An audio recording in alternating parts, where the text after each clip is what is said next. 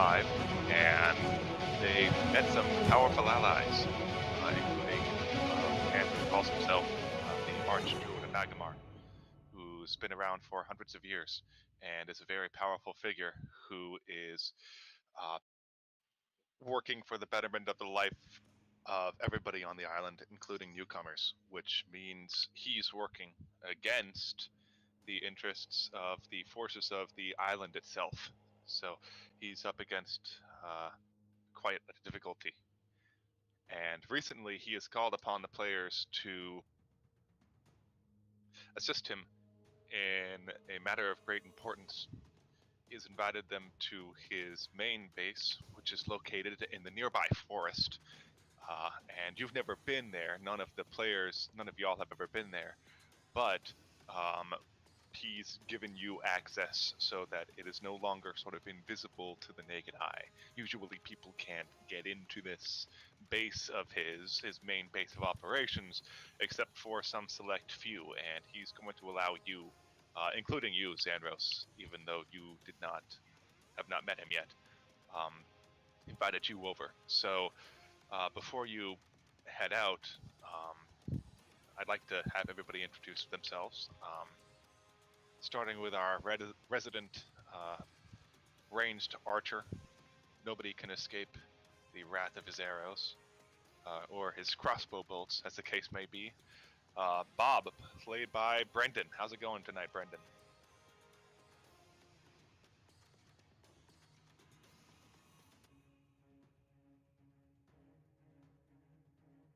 Hello, Brendan. Are you there? Okay, Brendan's still setting things up. Why don't we skip along to our resident half-orc barbarian, Hogork, played by Brian. All right, hey guys, playing Hogork. He's a 5th level half orc barbarian, pirate background. Basically, just a range and damage eating machine, or rage and damage eating machine. So, looking forward to it. Thank you. All right, and our dual-wielding rogue, Silas Glimagant, played by Ryan Harrow. Good evening. Silas Glimmergaunt at your service. I originally started out as a pirate. I mentioned that to you guys last time around. Interestingly enough, when I washed ashore after my tragic accident, the Arch Druid of Agamar is the one that helped me get back on my feet and to town. But of course, at that point, his status as the Arch Druid of Agamar was unknown to you. He was just just both. Just a good Samaritan, or whatever the equivalent is in whatever nature god pantheon he worships. And last but not least, we have Xanros the monk, played by Mitch. Mitch, how you doing today, sir? Doing pretty good, Greg. So hi everybody, I'm playing Xenros the Monk, this second time on appearance. Xanros is a monk / cleric with far traveling background, so just helping out along some friends. Good stuff. All right, so you do know the way to his base here, and it's only about a mile out, so it would only take you not long at all to get there. Now, is there anything you'd like to do before heading out there, or everybody should be at a long rest? Everybody should be at full health, and etc. etc. I need the help of no man. No, I checked, I'm good. Thank you. I'm good too. All right. Well, let me drag you all into the map here, and I'll share it out.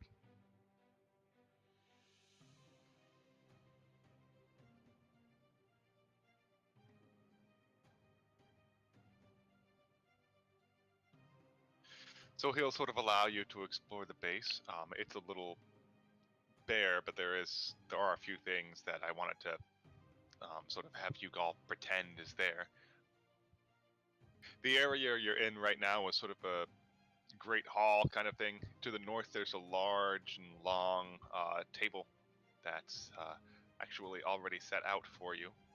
And in the center of the room is, as you can see, a staircase, and that leads to the top of the base, where he keeps some items that he uses to keep an eye on the stars, and has a couple of plants growing out there that require being outdoors, or for other various reasons have to be at the top of this sort of structure.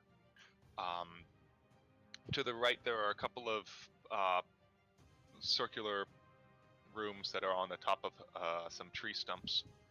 The top one has a bunch of beds and accoutrements available for any visitors that he might have. And at the bottom is a small alchemical lab. And he actually gives you permission to use it. If you would like to use it, you can roll an intelligence check or a wisdom check, unless you're proficient, in which case you can add your proficiency bonus, and try to make some potions. And if you succeed, you can make 1 uncommon potion or 2 common potions. So it's something that you guys might want to use while you're here. And it's, stocked with all sorts of plants and powders and all sorts of natural poultices and remedies and herbs. And you can use that to make some potions for yourselves. The restriction being that you're going to have to use them today. They don't have much of a shelf life, so as long as you use them within 24 hours, it will work. So he greets all of you, and he looks at you, Xanros, and he says, "Oh my goodness, I know you. I've heard the prophecies about you." And he What points prophecy? at he points at the ring. Is that not the lost ring of Theodosius? Why, yes, it is. It was something I found. It can only be worn, and I can tell that it is attuned to you, and it will only attune to whoever is the chosen successor of Theodosius, who was a great hero early on in the history of this village that you call home.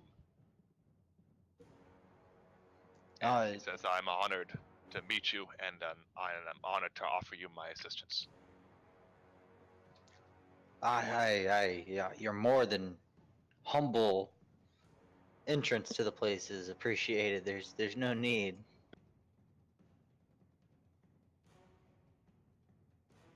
He says, "Gentlemen, I know that I brought you here for a reason.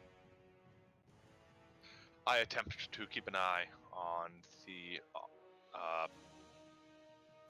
all sort of the issues along the island, and what I found is something troubling. There is a cult far to the north of here in the mountains,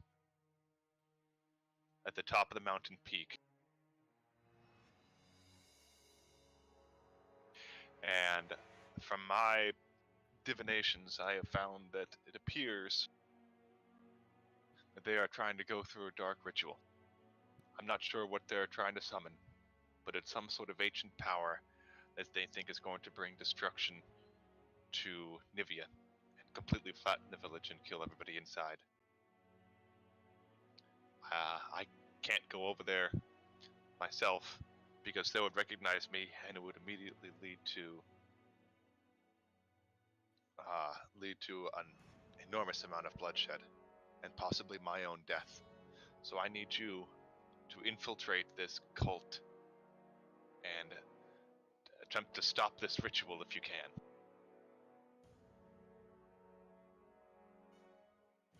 You're not? I am an expert infiltrator. He smiles and says, "I'm sure you are. Now, the place that you're going is extremely cold. I have a teleportation device that will get you there, but you will need to wear something appropriate for the occasion." Now, and he goes over to a corner and brings back some items here. He's bringing back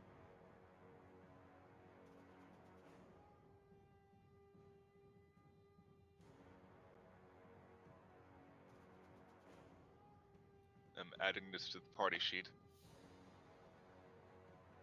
4 bloat bear coats. They're gigantic and thick, and they cover your shoulders, but they don't restrict movement in any sort of way. But they do protect against the cold, and it's going to be quite bitterly cold in the mountains, so he gives those to you.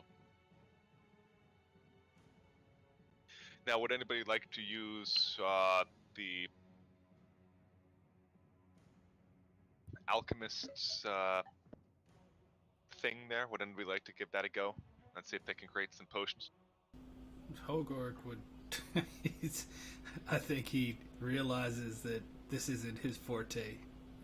So Take a couple of herbs and mash them together. See what happens. yeah, he's good at the strong. mashing. He can squeeze them together really hard and try to see if a little bit of juice flows down into a vial. That's all you need, man. Yeah, so he's happy to be the designated masher of anything that requires mashing. Maybe somebody else with a little bit more experience in these matters could just pass him items requiring mashing, and he will mash away. In fact, I'll allow that to give the would-be alchemist advantage. Hogork, you can offer to be the masher, and that will give them advantage on their attempt to create some potions. Here, Hogork, try Not these that. 2 herbs I have in my pocket. Oh, dang. It was advantage. Was Oh, the right. benefit. That was advantage. How quickly you forget. 13, alright. So yeah, you can, if you go to the item list, and type in potion,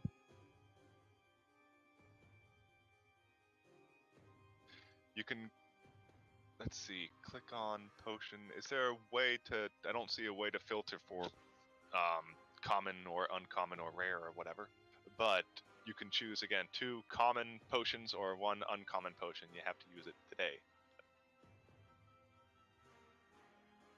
You can search through that and see what you like.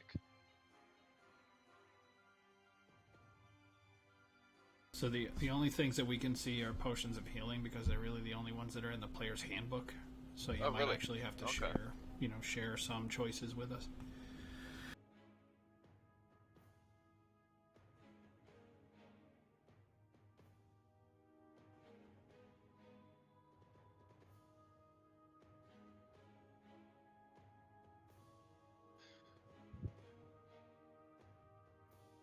Well, common potions would include the potion of cold resistance. Actually, that's an uncommon potion, so that's something that you would... Let me just click on a bunch of these.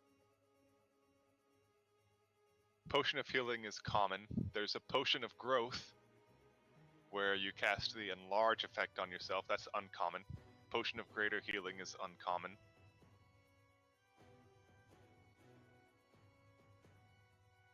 Potion of climbing as well is an option.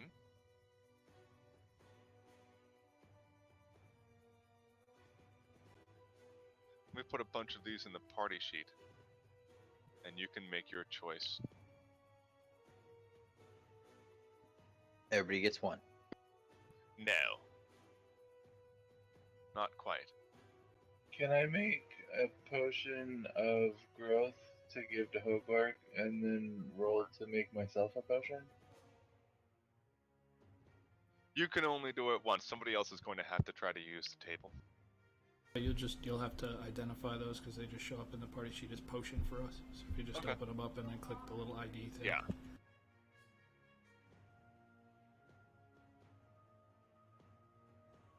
I made you a potion of growth, Hogork. Thank you. I'm sure it will come in handy.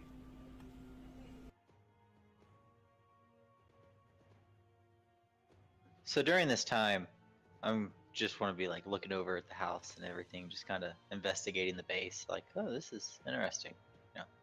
Yeah, it's I know the picture makes it kind of look like wood planks and things like that, but the idea that I want to get across is sort of he's coaxed the trees to growing in this particular way, The floor is quite flat and everything like that. It's clearly, a dining room, and it's got its walls and a ceiling and everything like that. But there's no indication of any human interaction with it. The wood structure just sort of naturally grew like this, and you would imagine it was from the druid's influence. It's a pretty neat base.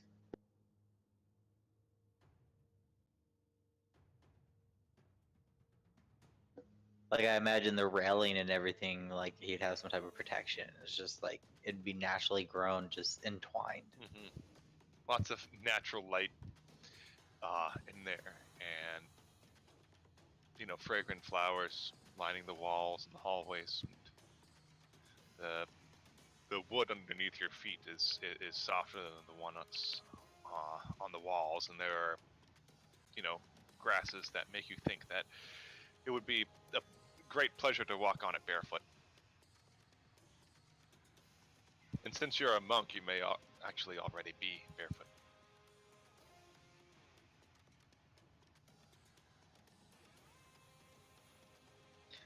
What can I say? I'd like to be lightweight.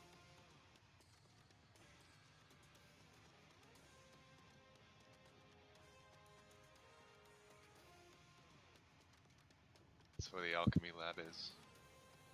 Is the place towards the southeast.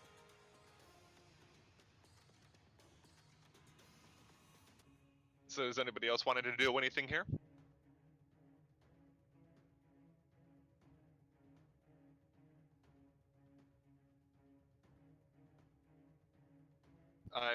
I am shift clicking. It does not seem to be. What image are you talking about? Yeah, I put it in there.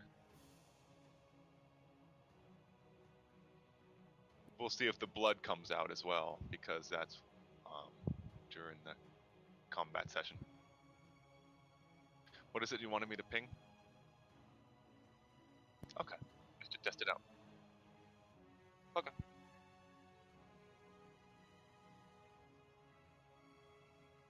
Oh, I see.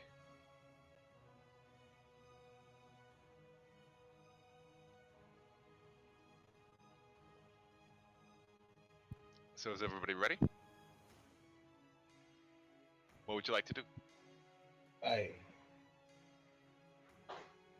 The teleportation device is down in the southern part, below the extent of the map there. So we head towards the teleportation area. Sure.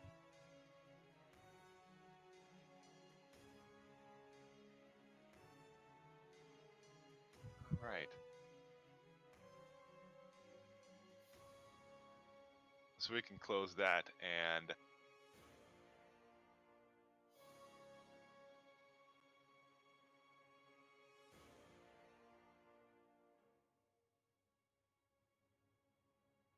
looks like we're getting a couple of script errors, but I hope everybody can still see everything.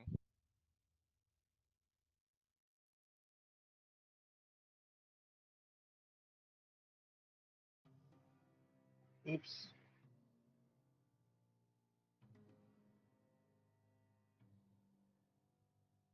Oops. Move us off the map.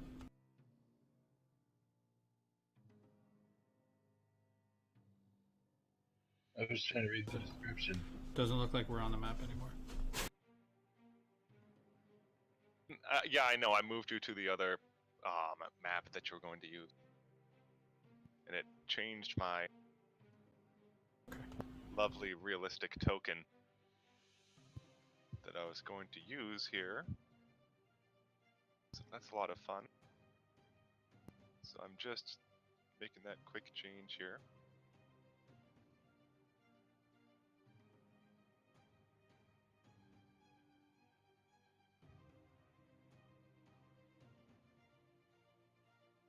We're not gonna have to kill his pet too, right?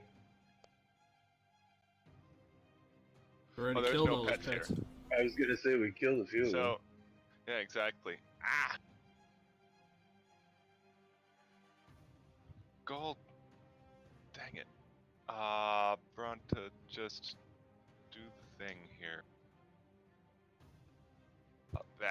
Okay, finally. I think that works. Alright, so you arrive.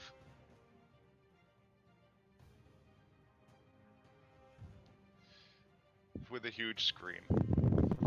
Well, you arrive and you immediately hear a huge scream as a forlorn adventurer appears to be being crushed to death by the foot of a gigantic dinosaur. A pair of dinosaurs, actually. He has a sort of a blackened scroll that he drops to his side as the life is squeezed out of him. And the heads of the dinosaurs both turn towards you. Everybody roll initiative.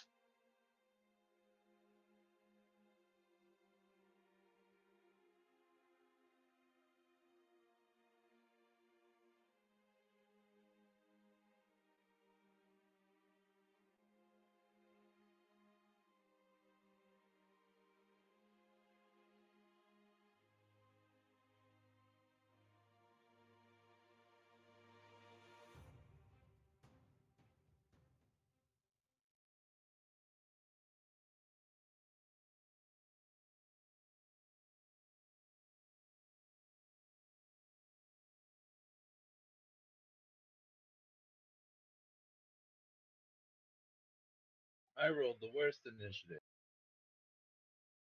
That sounds about right. Your whole character is tuned to have low initiative. I'm still not going So, last because of my amazing initiative bonus. That's true. 9, very nice. So, Bob, you rolled the best though. So, would you like to start things off here? Soothe the gentle beast.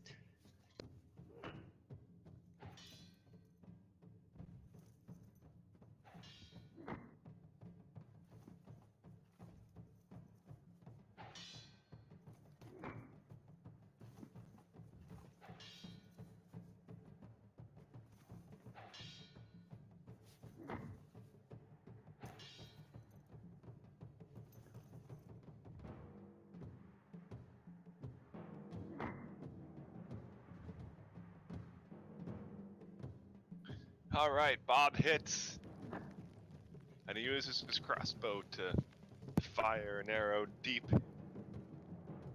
into the armored hide of the Stegosaurus.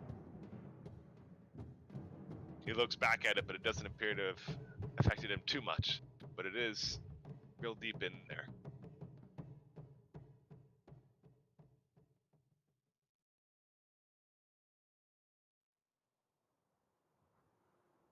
All right.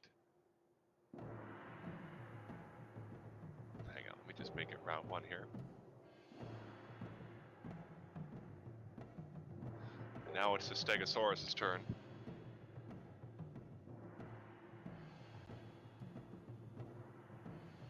He's gonna move over here. 5, 10. Oops, the corpse. 15, 20. 25. And he's gonna target Bob. And he's gonna attempt to hit him with his tail. And he's gonna miss. Bob ducks at the very last second and the spikes just barely brush over his head. Might have given a little bit of a haircut there. Xanos, my friend, you are up. Alright, Xenos isn't too sure about getting too close to these guys. So, the first thing I'm going to do is move in. Yeah, let's move in. I'm gonna swing and attack. 1 second here.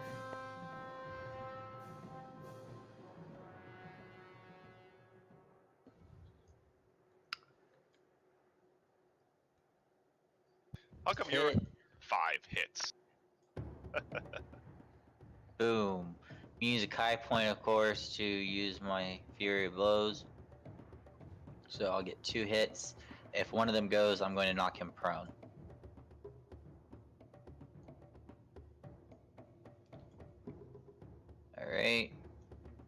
more. Ah, Oh, and maybe a roundhouse kick or something like that just barely misses his head. Now it's the Brontosaurus' turn.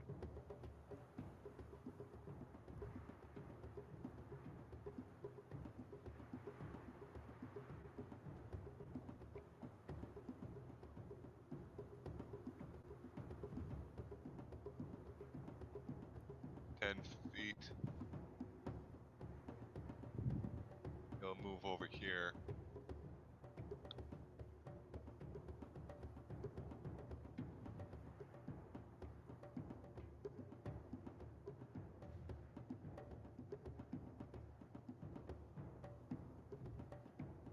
His reach is 20 feet, so he'll be able to hit Silas from there.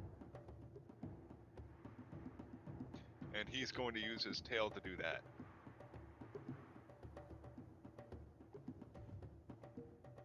And he's going to miss that too.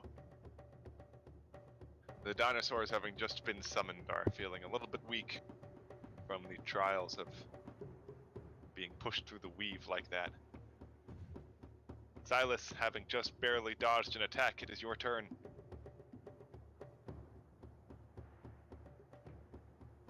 Alright, I'm gonna dance my way around.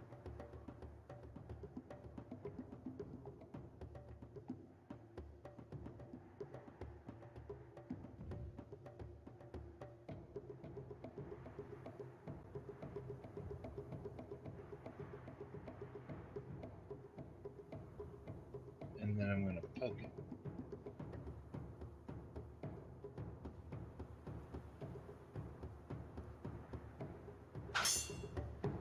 Oh, and it's a hit! Slicing across the body of the Stegosaurus. And it rears back with a...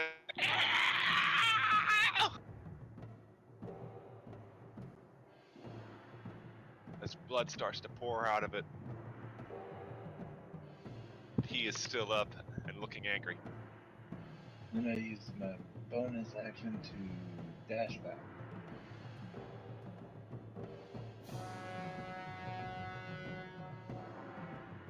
It's a good plan. Try to stay as far out of range as possible. Alright, Hogork is going Hogork is up. to...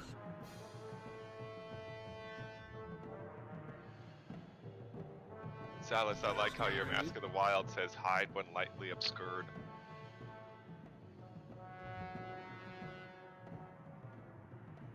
I didn't make it.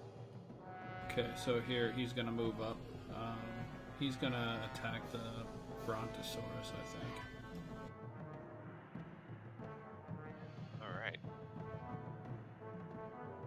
There. He's colored white to camouflage in with the snow of the mountains. You wouldn't believe how difficult it is to find a token of a Brontosaurus. It's very surprising. Oh, and the second attack hits. Oh, you got second attack with a level up, didn't you? Yeah, he's got extra attack now. Sweet. And that's gonna be the end of his turn. Brontosaurus is... It axe makes contact with the Brontosaurus and it rears back from the blow. You can hear it scream as it sinks into the sinews. Bob, you are up again.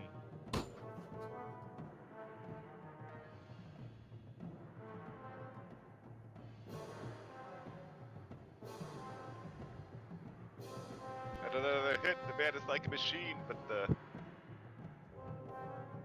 tip of the... He's so accurate that the tip of the arrow hits right next to the original one. Actually, I think he only took... Hang on. Bob, you do have an extra attack as well from level 5. Have you leveled up yet? Did you get a chance to do that? What was that? No. Well, make sure you level your guy up. Because I think at level 5 you get extra attack. Oh, okay. Attack twice around. Yeah, so go ahead and you can still attack twice around. And then make sure to get your... You can do it during the battle if you want, because you should be level 5. But do the whole thing on our off time here. While you have a second in between rounds or something. But go ahead and attack again. Alright. Or attack the Brontosaurus if you want, or move, or whatever. You can do whatever you want in between attacks. Very nice. He's finding it. He's staggering a little bit as he's got blood coming out from multiple wounds. The Brontosaurus doesn't particularly seem to care much, but since he has been doing the most damage to it, the Stegosaurus is going to attempt to hit Bob again. And it misses again. Whew, the rolls of these dinosaurs are not too great. Xanros' turn. I'm just gonna keep on hitting.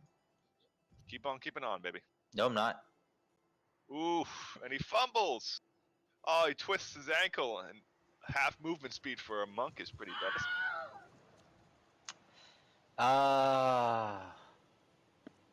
Aren't you going to do anything else? You can take bonus actions and things like that, you know. I miss. Yeah, but you only took one attack. I only have one. You're a monk, though. Oh yeah, I guess I Yeah, could. you have your 'cause bonus it's- action. You have all of your key, I believe. Yeah, but I gotta hit to use the key. Can still make a bonus action attack. You just wouldn't be able to use Yeah. a key point. Well, you can still use a key to make 2 attacks with Flurry of Blows. Okay, well let me use an unarmed then, I guess. There's plenty of stuff that you can do with key that, take the dodge action. Actually, His dodge is huge.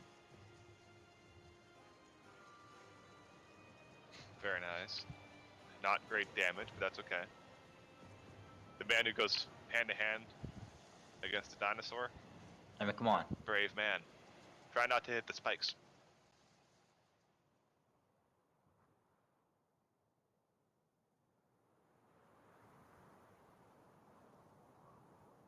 Now is that it? You're just gonna make the one attack, or what are you gonna do?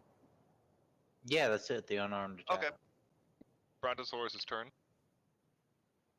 He's going to, being the stupid beast that he is. Hogork is the one that poses the greatest threat to him now, and he's gonna try to stop him. And he's gonna miss. Boy, oh boy. Silas Glimmagun. Alright, now use my bonus action. Did you say hang on, hang on? I said hanging out next to the corpse. Oh yeah, we're old buddies. So I use my bonus action to dash up to the Brontosaurus in flanking range.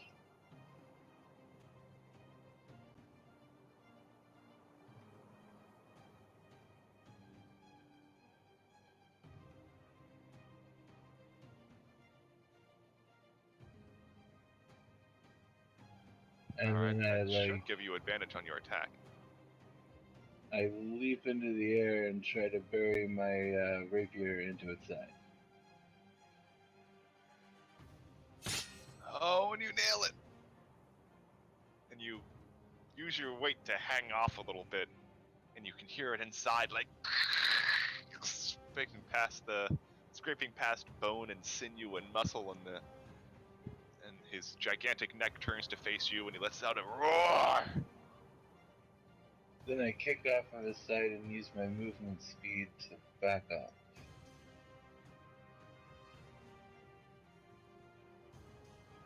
At Hogork, seeing an opportunity as the Brontosaurus turns to look at Silas, is going to take 2 Great Axe swings at him. Oh, and it's a hit. Whew. A lot of damage from being a barbarian. There's another hit. Continuing to hack away at the exposed flesh of the axe wound that you made from him before. Brontosaurus is staggering a little bit, but still up. With some solid damage rolls, too. With some solid damage rolls indeed. But it takes more than that. It's just none of them have hit at all. But yes, it is Bob's turn once again. Bob, you want to use your second attack, or? Yeah, I'm gonna use it. Alright, 24 damage this time. And the Stegosaurus, the last one, how do you want to kill him? What happens with that last arrow? Bob, go ahead and describe it. Oh, the arrow goes right through the side of his temple and he just falls limp.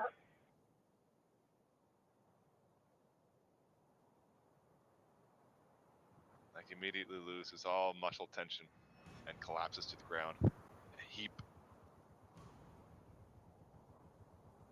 Stegosaurus is down. Xanros, it is your turn, sir. Alright. Alright. I'm going to move over to the Brontosaurus and target him, and then I shall be swinging my Staff of Healing.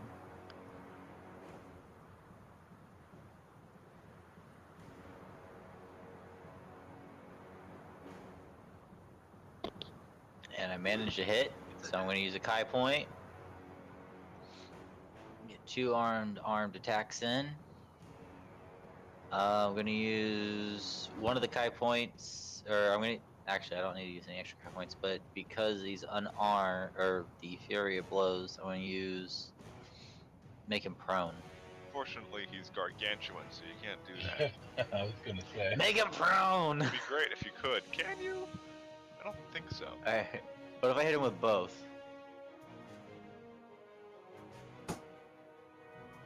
If it killed him, it would have made him prone. Alright. That's the open hand technique.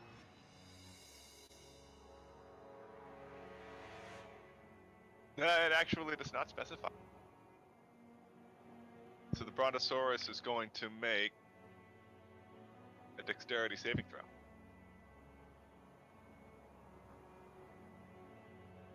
What's your save? What's my what?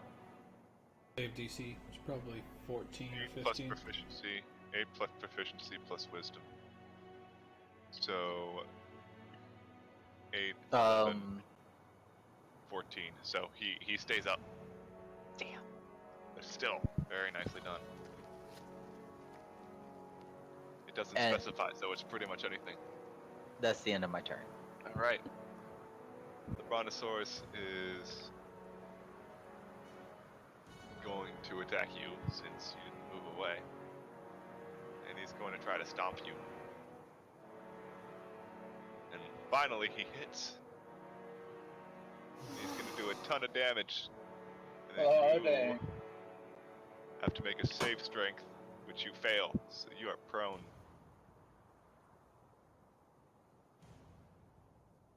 Silas Glimmergon, you are up.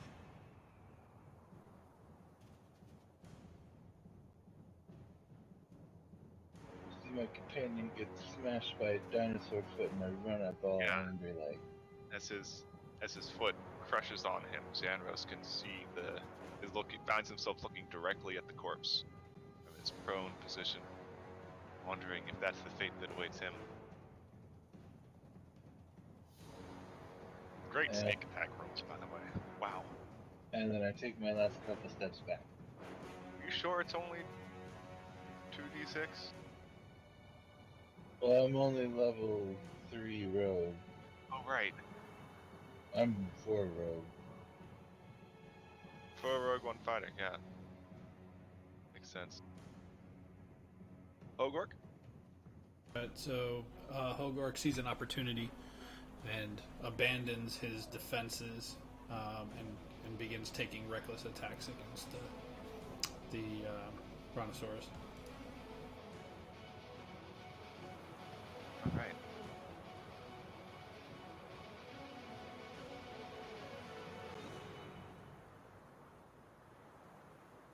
Alright. First attack, not so great. Second attack seems to find its mark.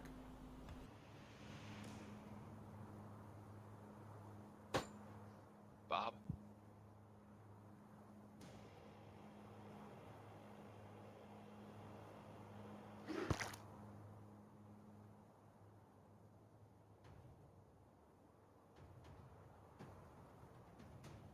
Oh, and Bob gets both kills. You should rename yourself Bob the Dinosaur Hunter. I like it. Oh, he still targeted the Stegosaurus. That would explain it. That's why I got Yeah. advantage. Bob, remake those attacks. But change your target to the Brontosaurus. Yeah, use control click to change your target over to the Brontosaurus. I think I had both of them targeted. Oh, so you did. Okay, so just make the... No, he got it. He did the 7. So Xanros. Alright. I'm going to stand up using half my movement, so I'll get 10. I'm going to... You also got a sprained ankle. No, my normal's 40, so half of that's 20, so half of that's 10. Damn.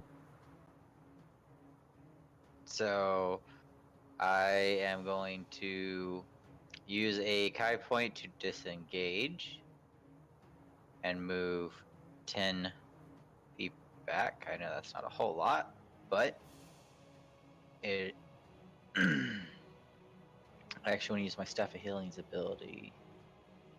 I'm going to use one charge of Cure Wounds. And I'm just going to use it from my actual inventory, because that has my +3 extra for life. Okay. So it'll just save me the time. Target Now myself. your sprained ankle is healed.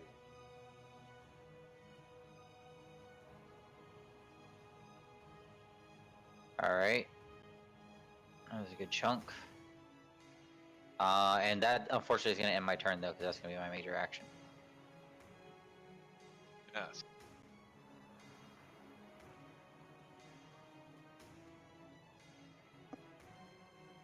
And the Brontosaurus will target Hogork and use his stomp.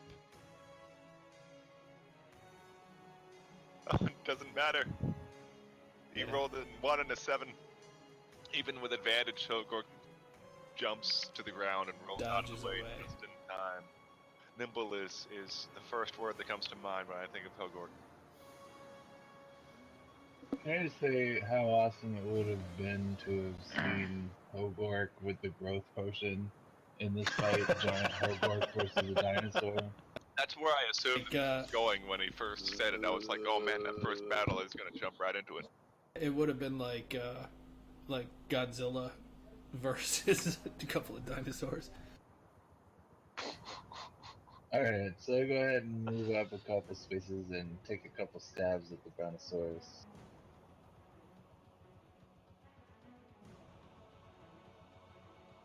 With advantage, because I'm flanking. Advantage! Oh, when it's a hit!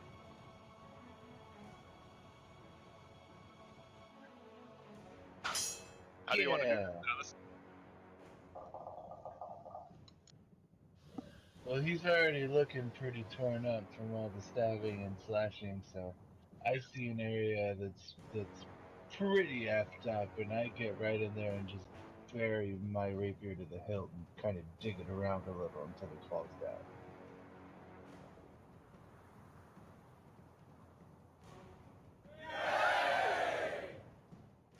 Well done. Yay! Is dead, Jim. Yes. Now, examining the body.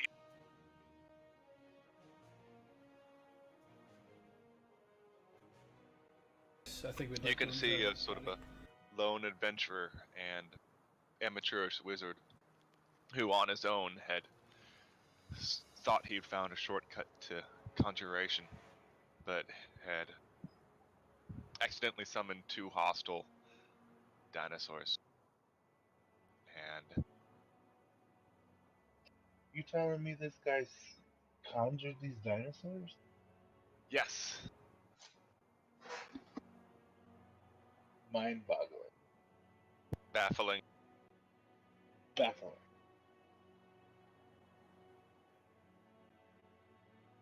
Come on, where's the... Oh, okay, never mind.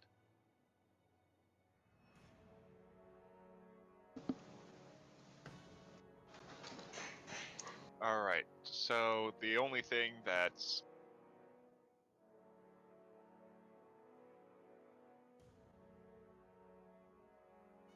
A lot of his stuff was crushed under the foot of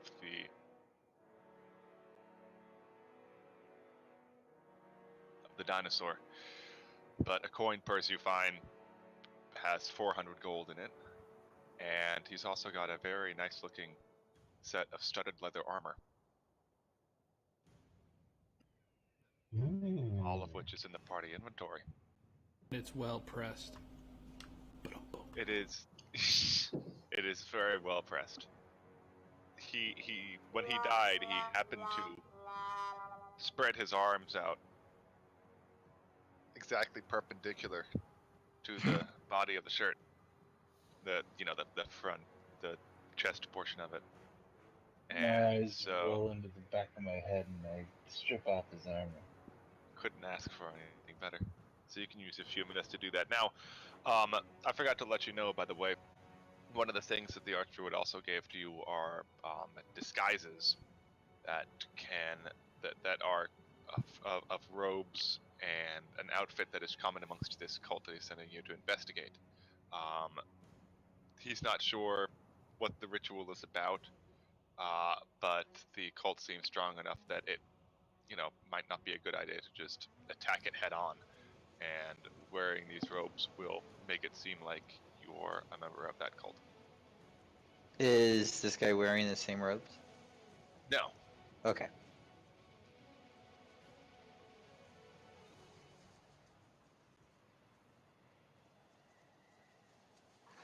So where do we go from here?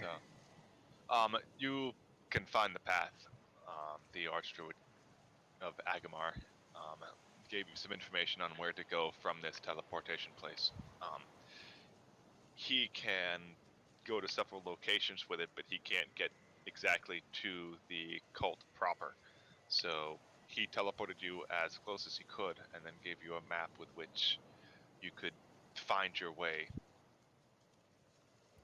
towards the place that you're going. Basically, from here, you head east long enough until you get to a road that's not incredibly obvious, but it's a well-trodden dirt path. And if you follow that north, it will get to the area of the place that's controlled by this cult.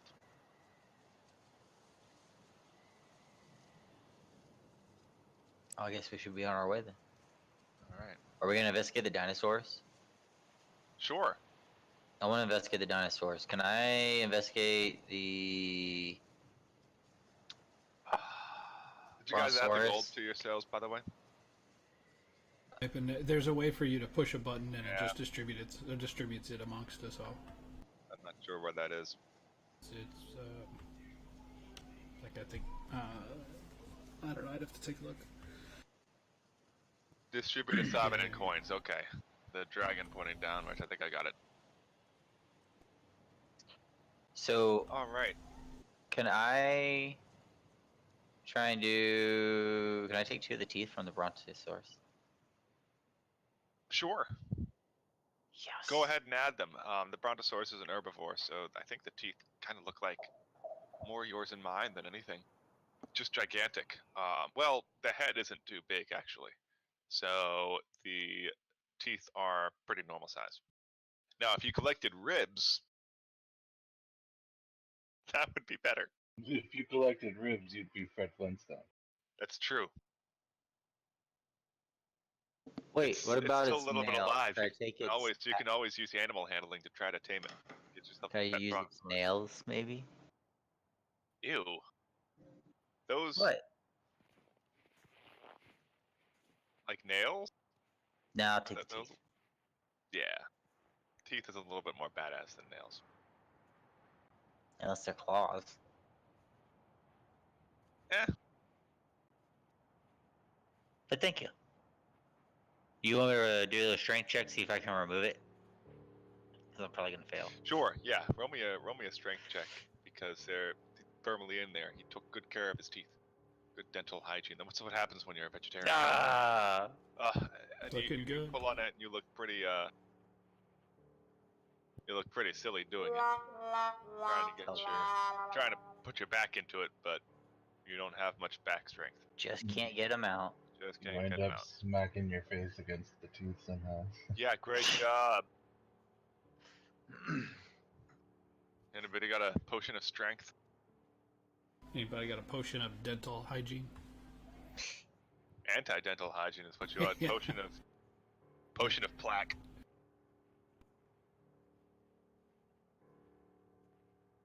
No, the gum disease, gingivitis. Exactly. It's okay. It's the fangs that come out really easily, not For the teeth. gingivitis. The rest of them. Right. I thought we were going east. Yes. That's the end of this map, but it'll be theater of the mind for just a second as you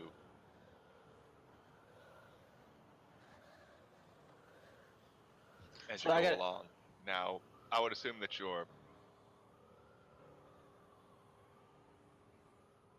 wearing these outfits. You know, it's sort of a robe and a hood, and it's something that you can sort of wear along with your equipment.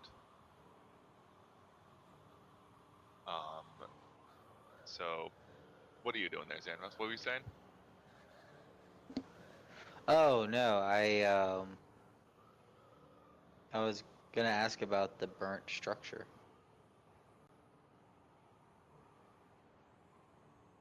Well, this is the area that he teleported you to, and although it may have been something quite grand in the past, it's nothing but ruins now, and it doesn't look like this teleportation circle has been used in a really long time.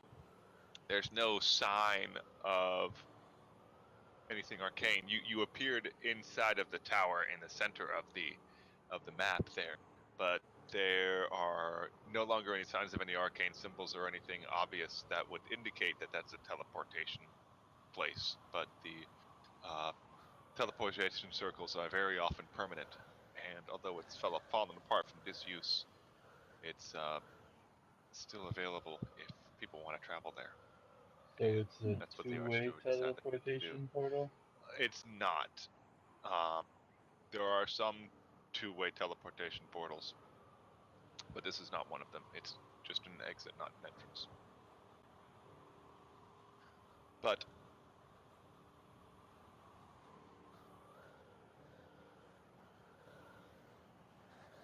if you start heading in the direction that the Arch Druid let you know, you'll be able to find your way.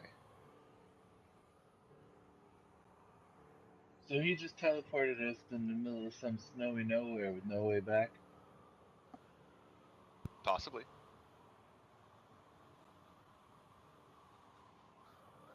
And to think I helped that guy. And I think you helped him.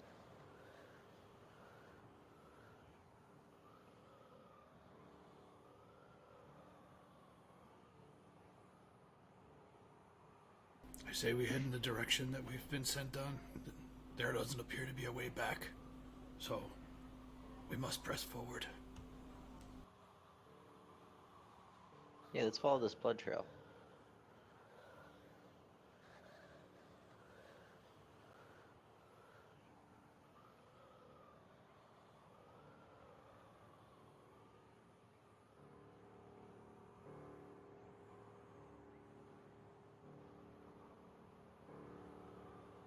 All right.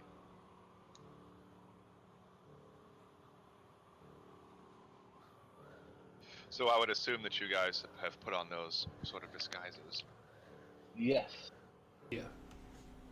Because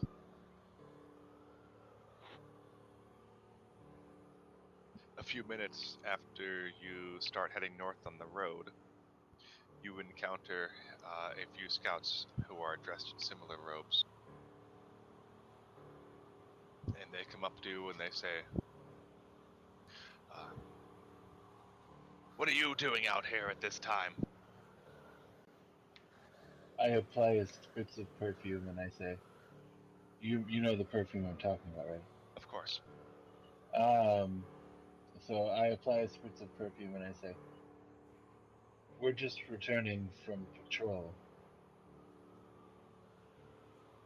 Okay, go ahead and make me a deception check.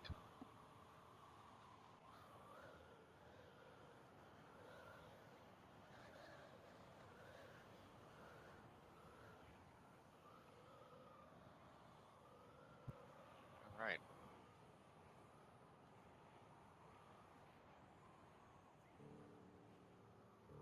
And he says, "Oh, new patrol, huh? Have you seen anything?" There was some dead guy that got squished by dinosaurs, but we killed him. Ha! Dinosaurs. I'm sure the others will find that hilarious. But you killed them, huh? Just barely. All right. Well, we were headed back to relax a little bit. Will you come with us? Come on, gang, let's get some grub. Sounds like a plan to me. Right. Just drawing up next to Silas.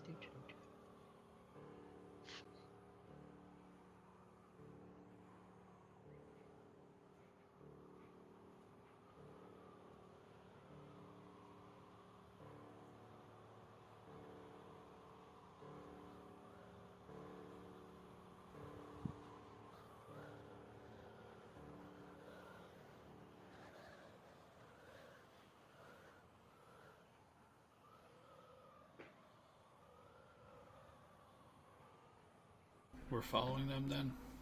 Yes.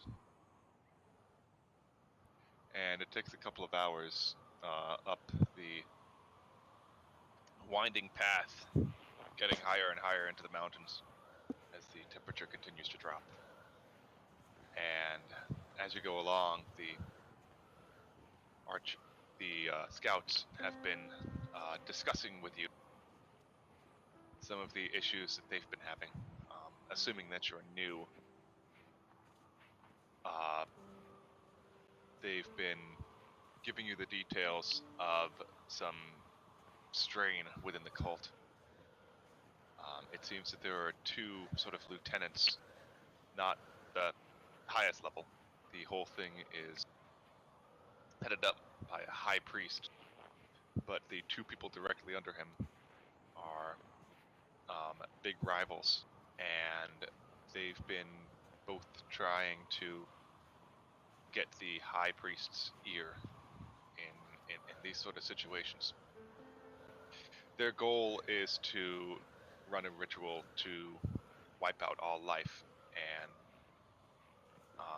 somehow you don't know too many of the details, but it can only be run once every little while. And there are sort of been two sort of quote-unquote warring factions that have split the cult.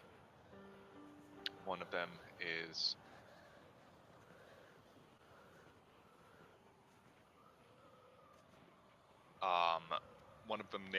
one of their names is Kane Carney.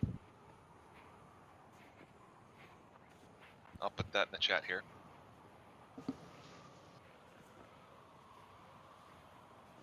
And Kane wants to delay the event because he thinks that the forces that work against the cultists are still too powerful, and they should focus their efforts on defenses and make sure that the ritual is successful. The other is Lua Shaom.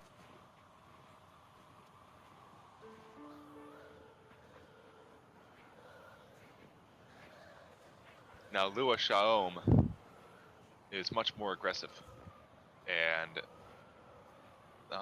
she wants to run this ritual as soon as possible, and her nature has gotten a lot of people on her side and convinced that this is the best course of action for everything.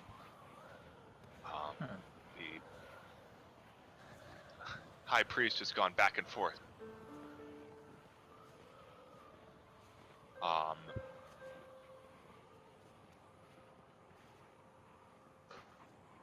Or so the rumors go. But he must make a decision soon. So,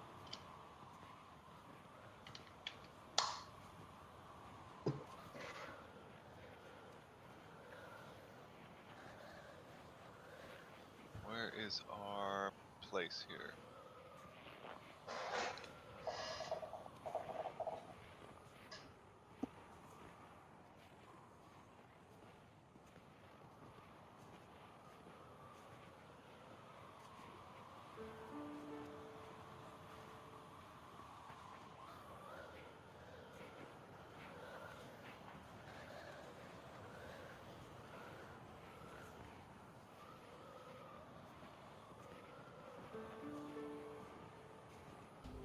So, Where did do, I do they put- seem like Sorry about this. really like? Do they seem like they really understand like that? You know, they bring about some cataclysm that kills everybody. That like they fall into Absolutely. the everybody category, Absolutely.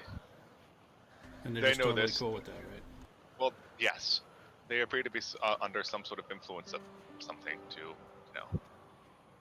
they I may would be hope charmed so. or something like that. I don't know how a But person who's they- not under the influence of something would get in line with that strategy. Well, the forces of the island have various ways to get people under its clutches.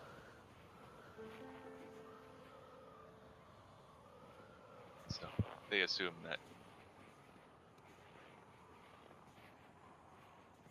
you're part of that. I had this. Man. Actually, I think I put it in the. I know where I put it.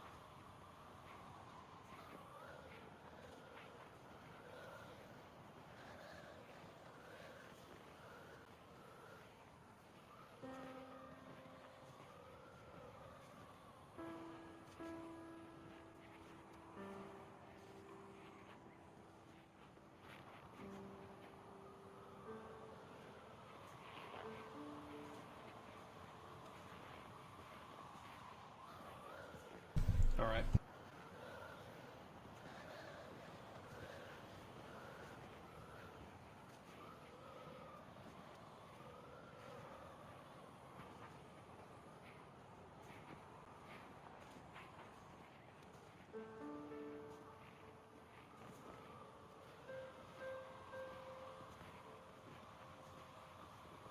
So how we holding up with the weather? We've got those coats on. Since you have the cold sound, thankfully it's fine, but it's a little bit better. But as you continue north, the biting from the cold is going to require you to make one Constitution saving throw. It's going to be a little bit easier than it normally would be, but I do need you to make some Constitution saving throws. You've reminded me of that, Ryan. Do you want them out in the open or you want them in the tower? Go ahead and put them out in the open. It's going to be obvious whether you guys are okay with the cold or not. You got it. Hey, Hogor Greg. seems fine, even half naked. Yes, I had to step away for just a second. Could you roll for me? sure. In fact, as we make these saving throws, we'll just take about a 10-minute break if that's okay with everybody. Sure. I think this is a good time for that. Sure. So thanks everybody. We're just we're gonna take a quick break. We're gonna go to intermission, and we will be right back.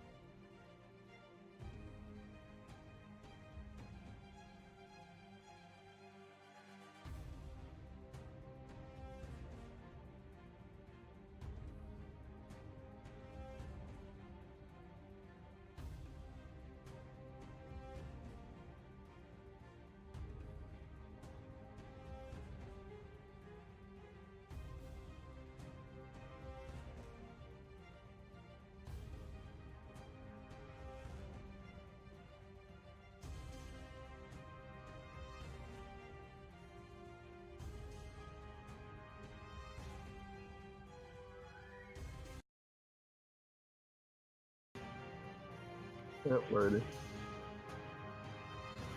All right, folks, we're back. Thank you for sticking with us. We are ready to roll, so take it away, Greg. Thanks, everybody. So, we had made our way to the cultist center, which is dug out from a mountain high up into the peaks of the range, quite a ways away from Agamar. I'll just share this sheet out, and since you are wearing these cultist robes, none of the people, nobody around here is hostile to you, since they believe that, since you have given them no reason to believe that you are Imposters. that you are imposters, that you're imposters, yeah. So you should be able to control yourselves, move yourselves you know around. we can't control ourselves. And no, that's completely true. Well, keep your great axe over your shoulder, and so you can see the northern part of the area as you sort of wander around the complex. It's very sparse, and it's clearly basically sleeping areas. There's some sleeping bags. There's some extra sleeping bags as well in the corners that you can use if you want to use a short rest or something like that. And as you wander the corridors, for instance, in that first hallway to the right, you can see two cultists sort of berating a third cultist, calling her a coward for following Kane Carney and not wanting to attack immediately. Kane Carney is basically scared. They accuse him of just being a coward and being scared that the Arch Druid of Agamar might foil the ritual. And as you continue to watch, there's some pushing and shoving involved in there as well, and it's clear that things are getting quite aggressive. And I don't know if you guys want to do anything that might sort of involve yourself somehow. Maybe sort not of necessarily encourage these kinds of involve, things. So just to pay attention, right? Like understand what's going on. Right. Hear the conversation. Xenros, I'm actually going to talk to the members that we saw originally. Just kind of be like, I need to go rest. So I actually want to enter a room to rest. Pulls out a sleeping bag for you, and you can stay bundled up in your robe. Although they do appear to sort of live a Spartan existence, and they're sort of wandering through the cold, but it doesn't appear to be affecting them too much. Just a reminder, I think it's only 30 minutes I need to, so Okay. while we're here. Yeah, you can meditate. You can give yourselves a short rest.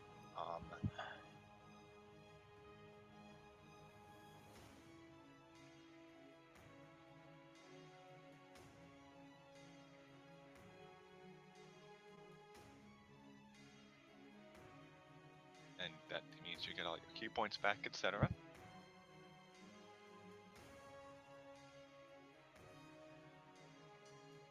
I'll take that. I'll leave that at that. So I'm just gonna be sitting there, kind of, just meditating in this sleeping bag. Like I'm not actually laying down in it. Like I'm kind of like sitting in it, bundled around me. Just kind of like sit propped up next to the wall, just meditating. I braid his hair while he's sleeping or meditating.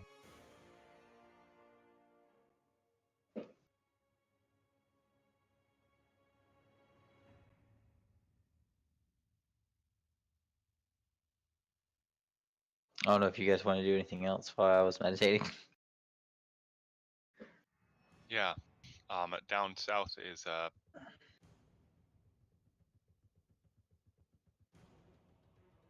a staircase that leads to another part of the area that has a guard there, as well as a couple of guards in front of the archpriest's quarters there.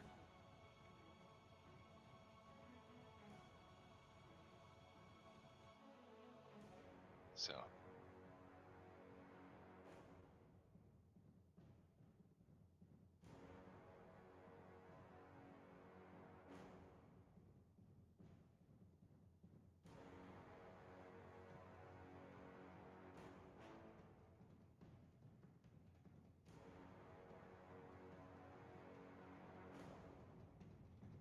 Silas, is there something you'd like to do?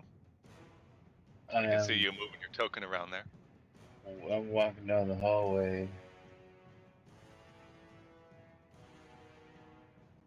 I'm going to check out that little storage room over there while Sure. circumventing that clump of arguing guards.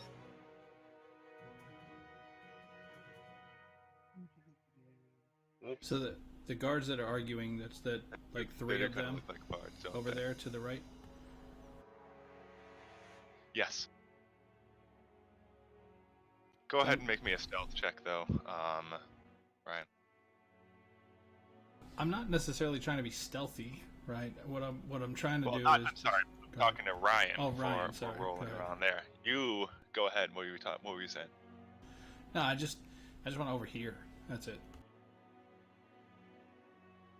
Oh, okay. I forgot. Assuming it's sound based, I have advantage because of the boost of Elvenkind, so I rolled twice. I thought with those we didn't make any sound. It wasn't an advantage at all. It was just no sound if it's noisy. No, You it's have advantage on it doesn't make any sound when you walk, and when you roll stealth that relies on hearing, which this would, Oh, you get advantage on it. So I it's kinda- apologize. It's all good. Oh. That second was a critical, so you're basically like a shadow moving around, and you press your ear to the door, but there's no sound coming from it or anything like that.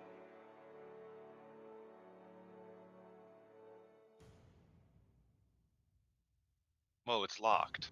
It's a storage room. It is locked. So you can make a stealth check if you. I'm sorry, a sleight of hand. No, well, there would be a dexterity check. I'm not sure if you have expertise in thieves' tools.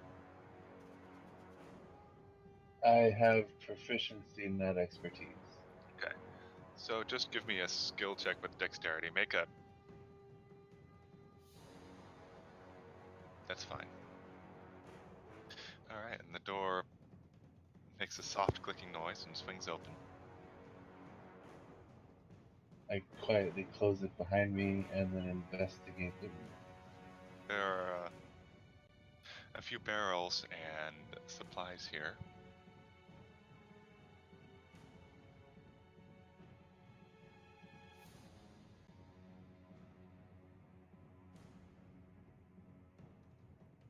Few barrels and supplies. Yes. Including a potion of Hill Giant Strength and another 400 gold that you can always just take for yourself, or I can distribute it amongst the party if you choose. I take the gold with me and I will distribute it out when I get back. So go ahead and All right. distribute it out. Yeah. Assuming you survive leaving, haha, no. So I used my flask of oil and my flintstones to set a fire in here, and then I dash back out to the entrance.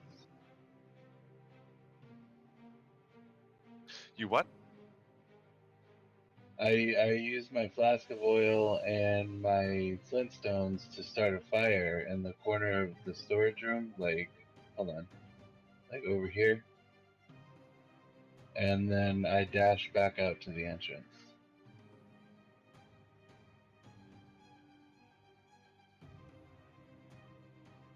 All right. Goodness, that's a great idea.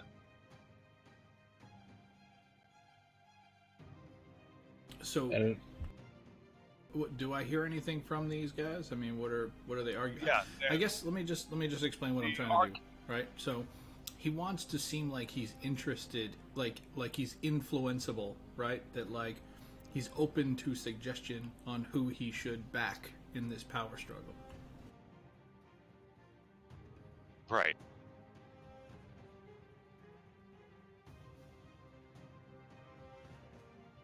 Well, you can. The one of the main things that you see is sort of tensions are high. The end goal is the same. The end goal is to complete this ritual, which the plan is to unleash sort of an ancient gargantuan power, which will then, smash the town to pieces or whatever. Now, and it seems like the majority, honestly, believe that the time is now. The time of the ritual is right at this second. And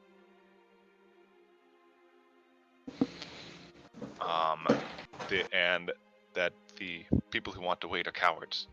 The other side says that the ritual will be useless if it is not completed correctly.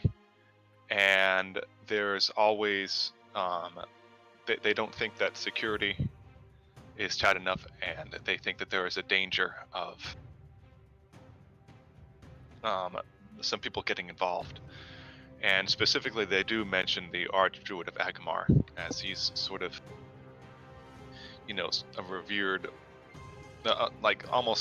there's almost like a grudging respect amongst them.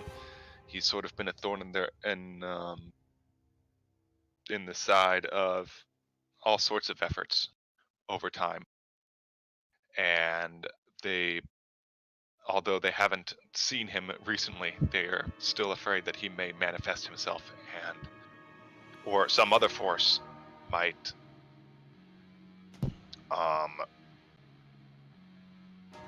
cause the ritual to go wrong. So they want to bide their time and try to find ways to kill the Arch Druid of Agamar and neutralize him, and then be able to make the ritual without sort of any issues.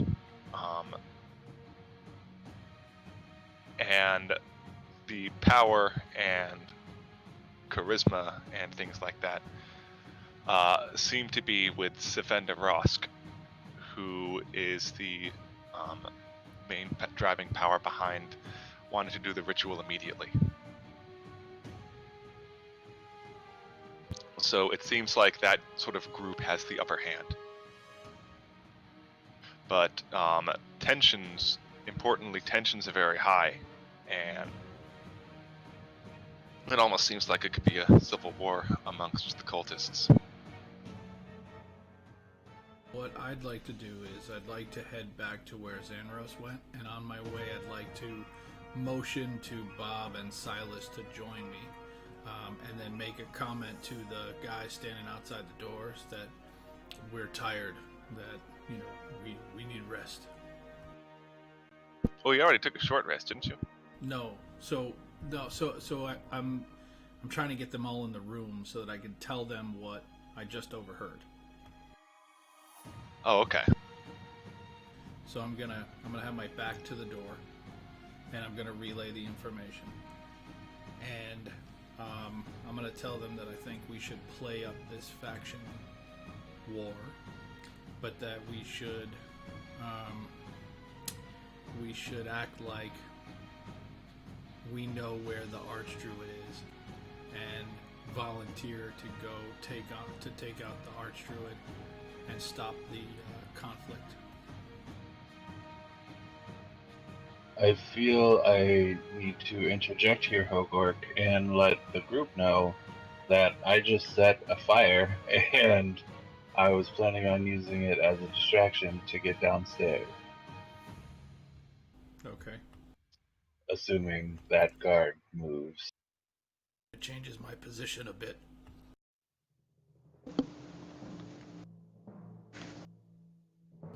I am with the fire plan. Fire? Well, there's a fire. Where's the fire? What did you guys do? I should Clearly have not coordinated between your better. ears. You do start hearing shouts along the corridor as the 3 scouts who you originally heard arguing, 3 scouts, 3 cultists, have moved over to the Were they room Eagle and Scouts are or trying to. Cub? No, they were just scouts. They got the Boy. Arrow of Light award and dipped out. At least that's what I did. I don't know if anybody in the chat was in the scouts, but my dad was an Eagle Scout, but I was a failure, and I was just a regular Boy Scout. And then I ran away. Yeah. So they're trying to hit it, and the commotion is drawing over some other people.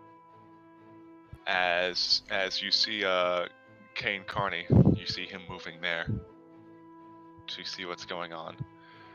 And in addition, the Archpriest himself. So that's what you have over here. So quietly, Hogork will say, Watching from a distance. When do we go?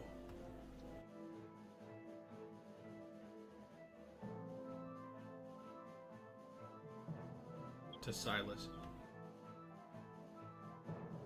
When the way is clear.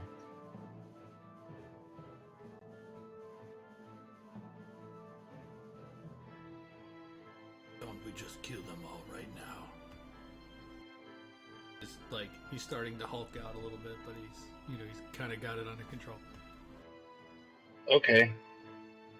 There are a whole lot of them. Agreed. But we could get the drop on the head priest.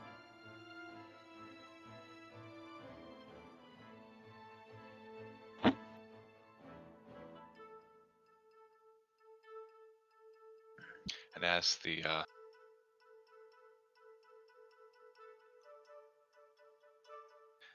you look down to the south,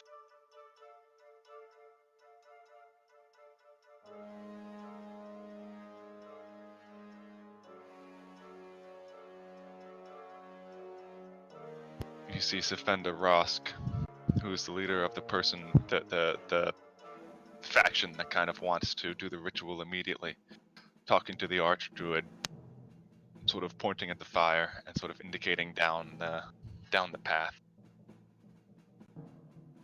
down the staircase, and you can see the head priest, Archpriest, whatever you want to call him, sort of looking thoughtful.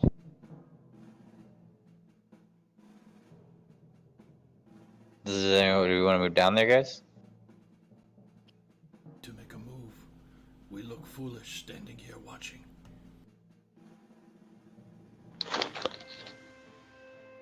If we want to go straight to the heart of it, I can get there in one dash. Well, I fear that pretty soon they're going to wonder why we are just standing around when there is a fire. So we must do something deliberate to draw attention away from ourselves. Help with the fire, or get to killing. Let's help with the fire. I don't like this. The Archpriest turns around and starts to move south, along with Zefenda Roth. And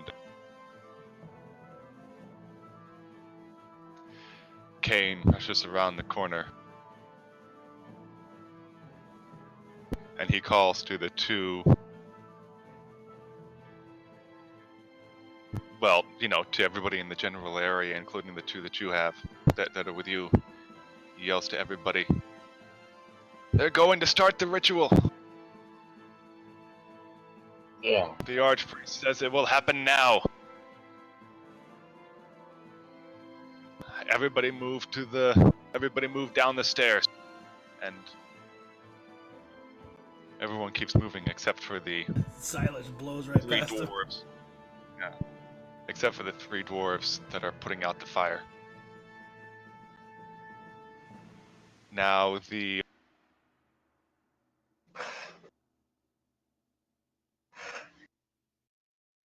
don't do anything immediately, the archpriest will disappear along a hallway, and everybody will sort of, but it's sort of a procession, and everybody is sort of following them in one sort of wave.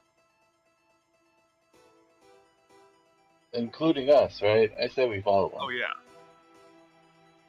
Yeah, blend in, part of the procession. We could stay and kill the 3 cultists. Or one of us could duck down this hallway and investigate this room. I'm the sneakiest. Let me. The wall. You're very sneaky. I was shoving you out of the way, Hogwarts. Okay, well, they're going to move to a different map entirely, Silas. So if you do that, you can. I'll figure out a couple of things for it, and go ahead and give me a couple of rolls. But I'll let you know when you can appear. It'll be a couple of minutes into the next map. I mean. I used that for some rolls, so I threw some random dice out there. You want perception, stealth, sleight of hand? Yeah, give a stealth check to just make so that you can hop away real quick. Now I'm behind them, so would I have? Is this sound based? Would I have advantage? Yeah, you can have advantage on it.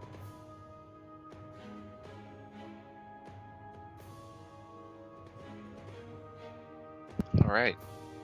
Yeah, you dropped a critical fail. Nice. So well done. So you can get in there and explore. And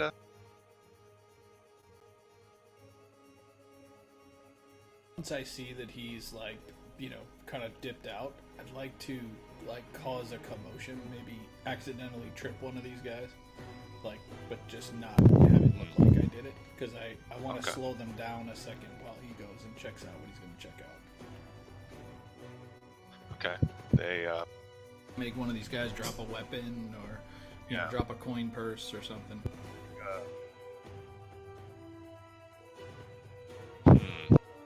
This guy right here in front of me.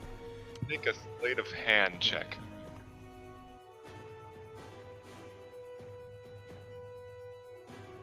In the tower.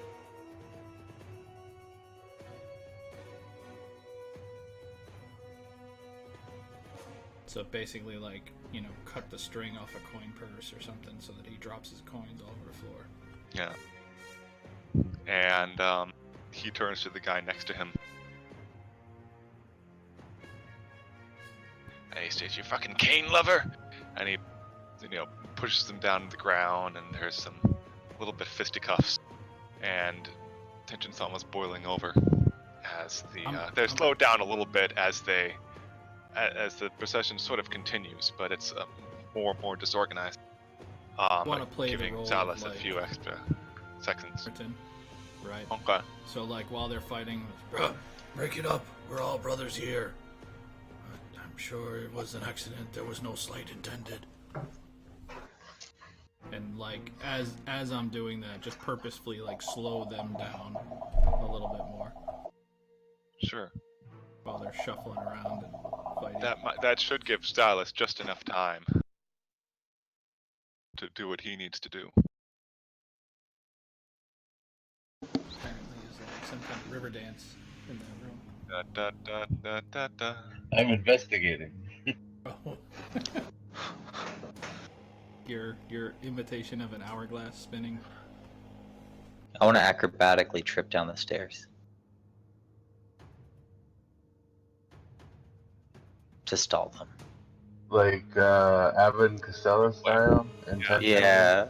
Acrobatics. Yeah, I guess give me an acrobatics check. Actually, this would be. Give me a performance check. That's what this would be. I agree. It's 100% performance. Oh no, that's horrible. Ah! Oh no. What do you mean? Oh no. No, that's no, good. but I actually you did great. I was So like, describe what your act is. Here. so like my act is as Hogor goes to break up the two that are fighting, I kind of like not paying attention, just kind of like looking around, end up like tripping to the side of them and like fall forward in between the cultist leader and the lieutenant. Just kind of like start falling down. I fall down like probably like 8 stairs, kind of like, oh no, like roll, bounce off the wall intentionally, but it's like perfectly like fetal position protection. Do you Nice. actually say like, "Oh no"? Yeah, just I'm oh no as I falling." fall. And everyone's just like, what the hell just happened? Like it looks so real. I kind of start to get up, just sorry, I didn't see you guys stop there. My Yeah. apologies. Please take the lead back. Take the lead. I start to walk back up to them, so because they're still stopped.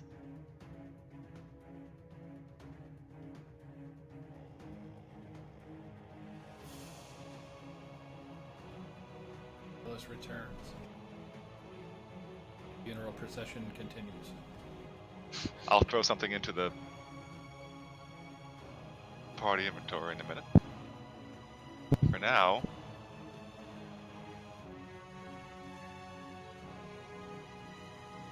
you all start getting to the top of the mountain. 1, Top of the 2. mountain by going down the stairs. Yes. Okay. Well, going down the stairs leads to a different part of the complex that eventually leads to a winding staircase that goes way, way, Just way making up. sure. No, it makes total sense. Yeah. Or we can just imagine that the stairs go the other way. Or that this is an MC Escher painting. That was what I was gonna say. Ah, I stole your thunder. Silas, and where did Hogork go? There's Hogork. Oh, never mind. I'm on the map. I'm looking Sorry. Yeah. to a different map. We are moving on to a different map, yes. Alright, so it's safe to close this one up. Yes. And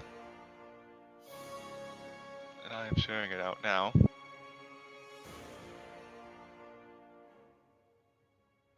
You should pretty much be able to see everybody who's on there.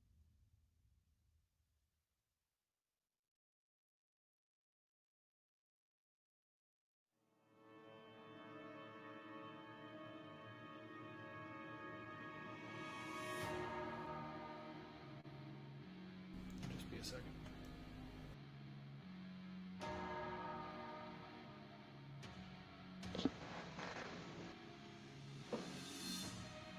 Want to set the stage for us? Yeah, as it's loading, I guess.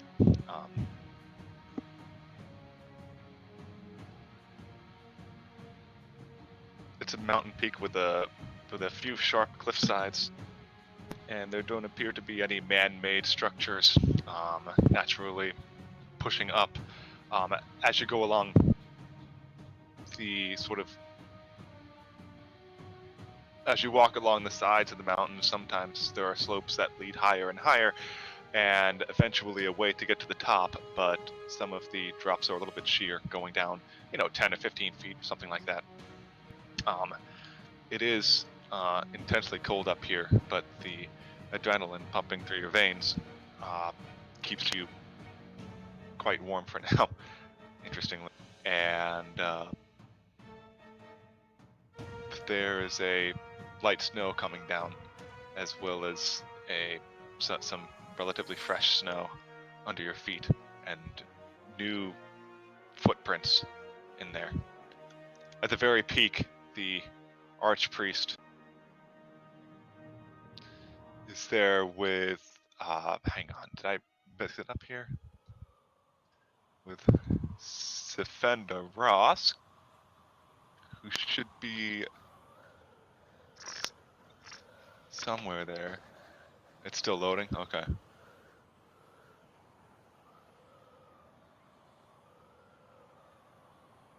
Gosh. I struggle with these custom tokens sometimes, and it's annoying when it happens. see if I can drag it up over that. Yes. Okay, now she is there. Okay, there we go. So at the very tip of the mountain is about 15 feet, and it has an altar of some kind with some intensely evil-looking arcane signals and symbols carved into its surface. The archpriest himself is holding a large book and is currently opening it, and Stefenda is right beside him. Further down, Kane is trying to rush up the sides of the mountain and having some difficulties because he's not too athletic, screaming to slow down the ritual, but he's not having too much effect. And this is also increasing the tensions amongst the cultists that you can see, many of whom are in pairs, arguing more with each other. As this is just getting underway now, the intensity seems to be getting greater and greater. So that's where you find yourselves, and you should be able to see it now. Can you move your people around? My map still says loading. Your map still Yeah. says loading? Yeah, like I can see the icons, but I can't see the One map. of these days I might upgrade my internet. Nah. Then You're Wi-Fi. Yeah, mine's the same. You're like the last paid customer on AOL. Does anybody see the map? Who doesn't? I still use AOL. What's the problem with AOL? 6K modem is just cranking right now. My grandparents still had a CompuServe Fantasy account. Grounds package is expensive. I had to make some cuts somewhere. Oh god, I remember that account.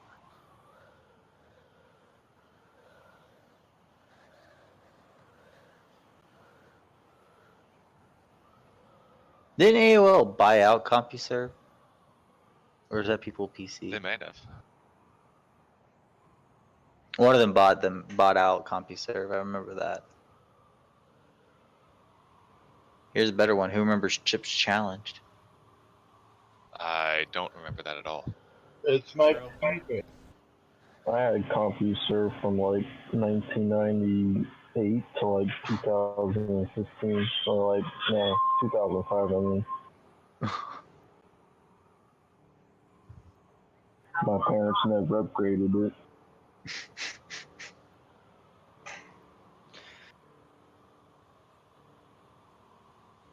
I'm not sure. Good. Yeah, I don't know what's going on with the map. We can. How about that? 1 second. I went to mask mode and revealed some map. I don't know if that would help. I'll try it's sharing got it out the again. loading thing up. What if he unshared it and shared it back? Yeah, that's all I'll try.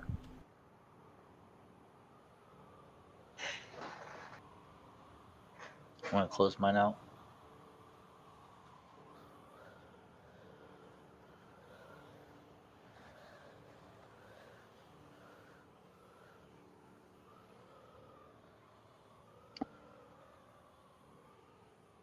This isn't going too fast either. The upload speed.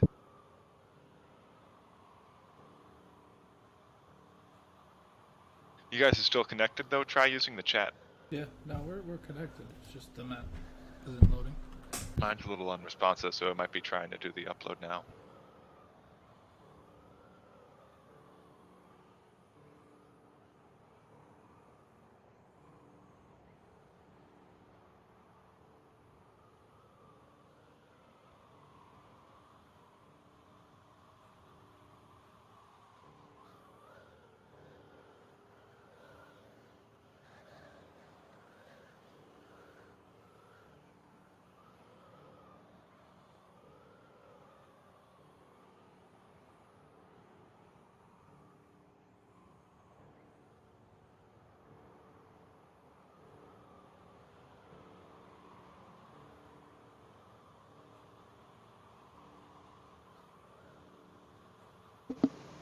Anyone else find it funny how it says Mountain Peak gridless by secret?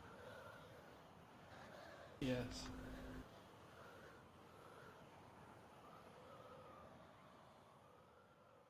It says secret.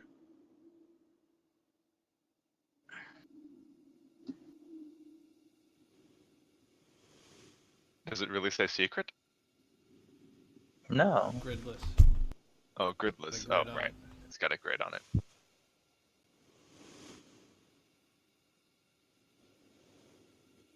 How about that?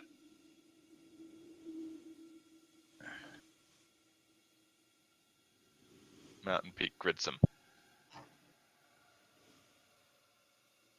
Yeah. So the name changed, but you still can't see the... Okay. Well, while it's loading up, I guess we can do it Theater of the Mind. I don't know what to tell you. Just move around. Um, If there are any yeah. areas to be aware of, just let us know. Okay. Yeah, but you're sort of to the south, and to the north is, you know, the peak of the mountains generally to the north.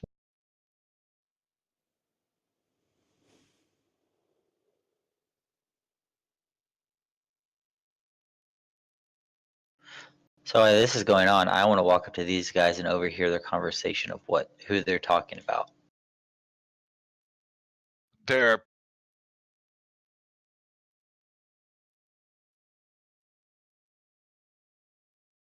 doing the same thing. They're arguing more and more about what should happen, and that whether this ritual should happen, whether it shouldn't happen, and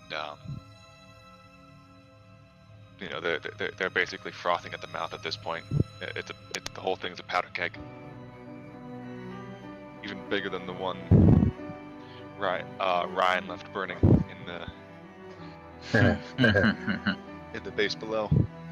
I fall back and offer this guy a piece of my ration after I take a bite.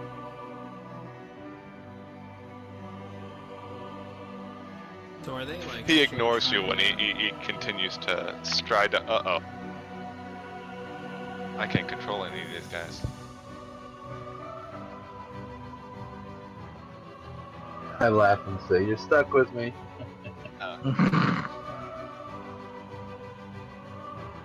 Yeah.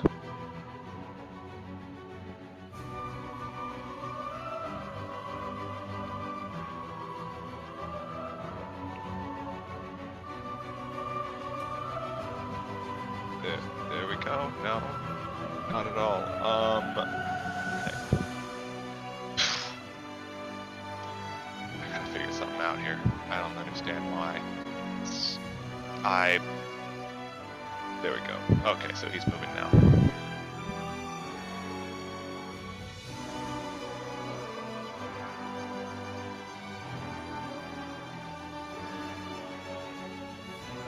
You can see him sort of striding up, and he's got his eye directly on Zafenda, and he looks very angry.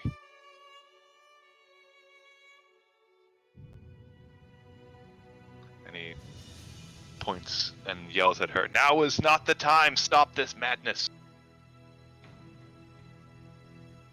And she sneers at him, "If you can't handle this, if you're too much of a coward, you can... If you're too much of a coward, you can join the rest of the living in the underworld sooner." Alright, so are they like actively And she's gonna performing target the ritual?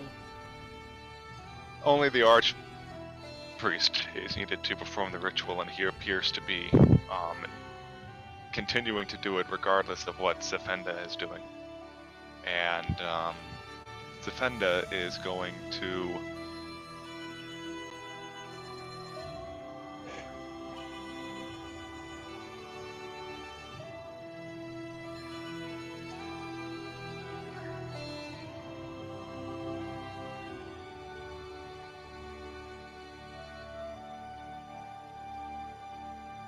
actually target him.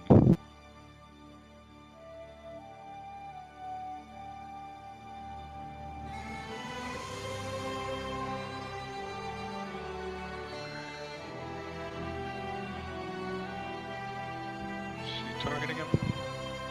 Yes.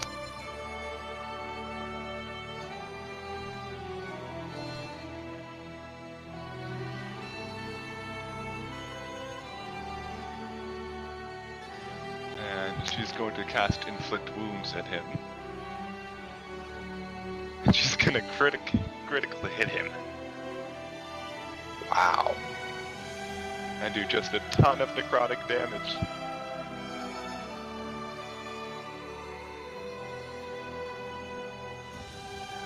And so, when the other cultists see that, they start actually fighting each other a little harder now. And, things seem to be going crazy. And I'd like everybody to roll initiative.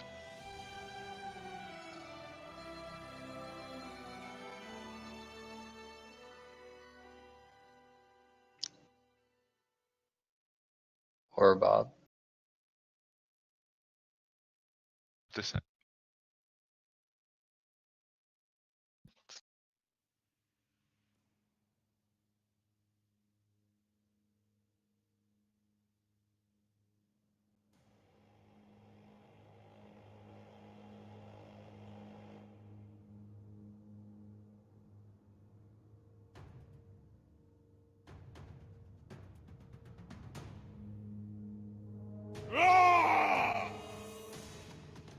So, yeah. A king gets hit with a bolt of necrotic damage, of necrotic energy, and he staggers back, heavily wounded as it hits him directly in the chest. And since it's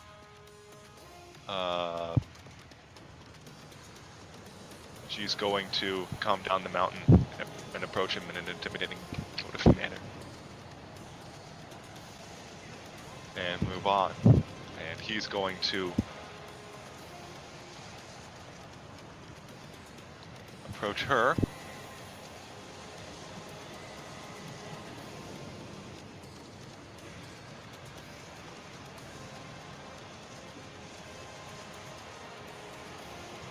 And attack twice with his mace.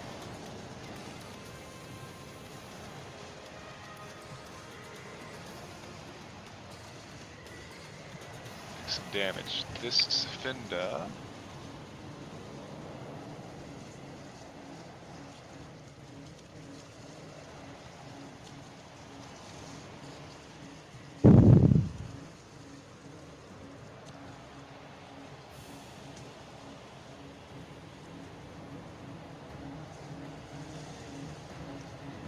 is going to target him.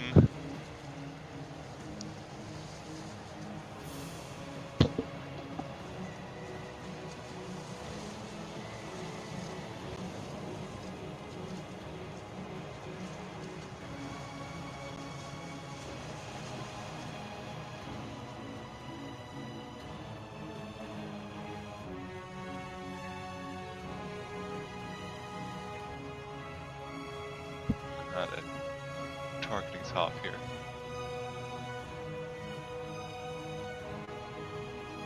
Gonna hit.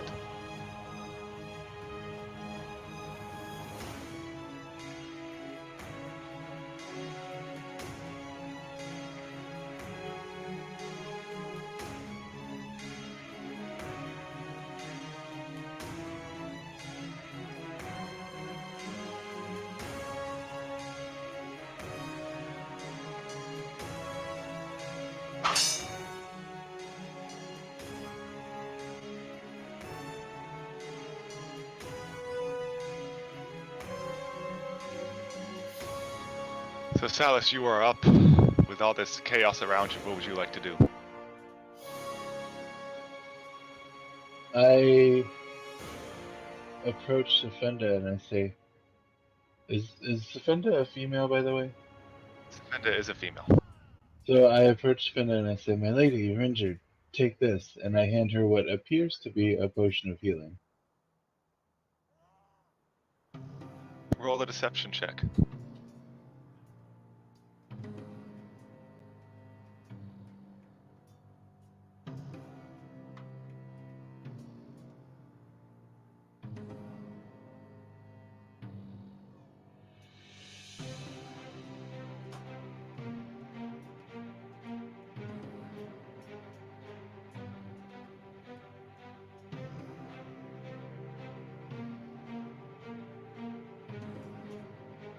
she accepts the potion. Nice. So what potion is it in actuality? In actuality, it is a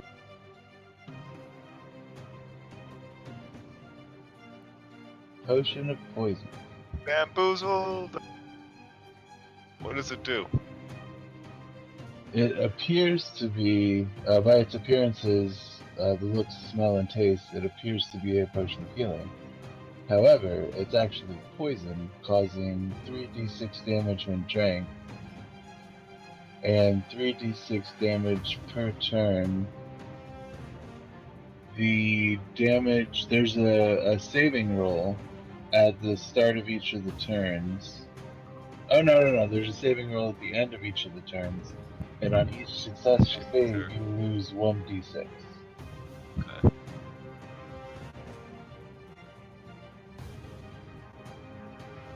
No, she still starts her next turn with 3d6. Yeah, but it says at first must succeed on a DC 13 Constitution saving throw or be poisoned. Oh, So she's not you're poisoned, just not but she poisoned does at all. take the poison damage. So Okay. go ahead and well, I'll roll the 3d6 to see how much she's damaged. 8 damage to her, and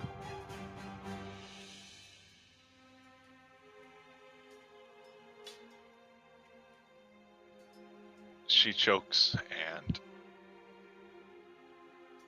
chokes out, "Invaders!" And although not everybody can hear her because of her weakened voice, some of them can, and they will turn their attention to you soon. Now, the act of deceiving her into drinking the poison, is that an action my whole turn? The deception is an action. Okay. So, I use my bonus action to drive my other rapier into her belly.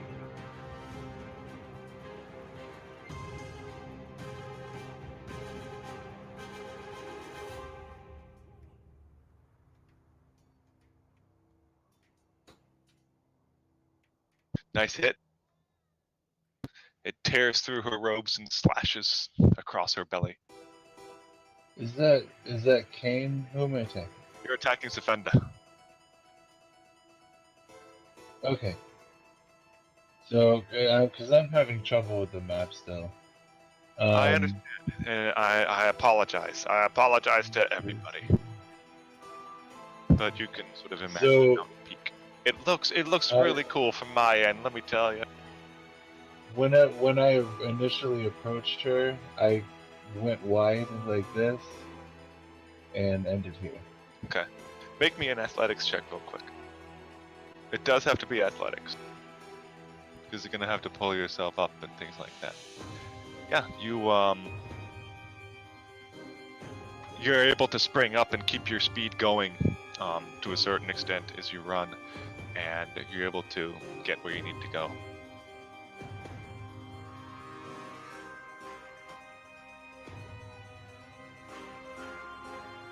Hogork is, it's popping off, right? So he's gonna rage, bonus action. Wait, did you ever do the damage? Just now, yeah. Okay. That- Sorry. Yeah, that's totally fine. Go ahead, H. So he's gonna rage, and he is going to, let's see.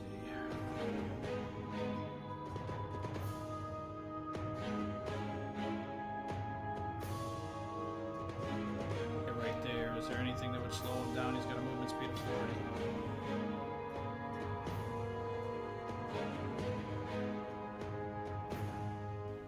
You can make an athletics check.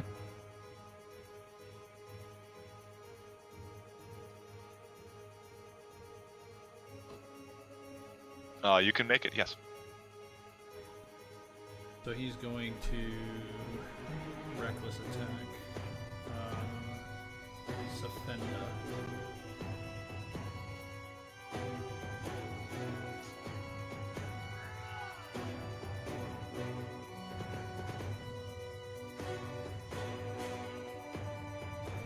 on, he wasn't targeting her.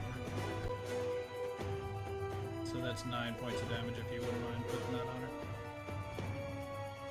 Before I make my second attack. Let's see. 9 points.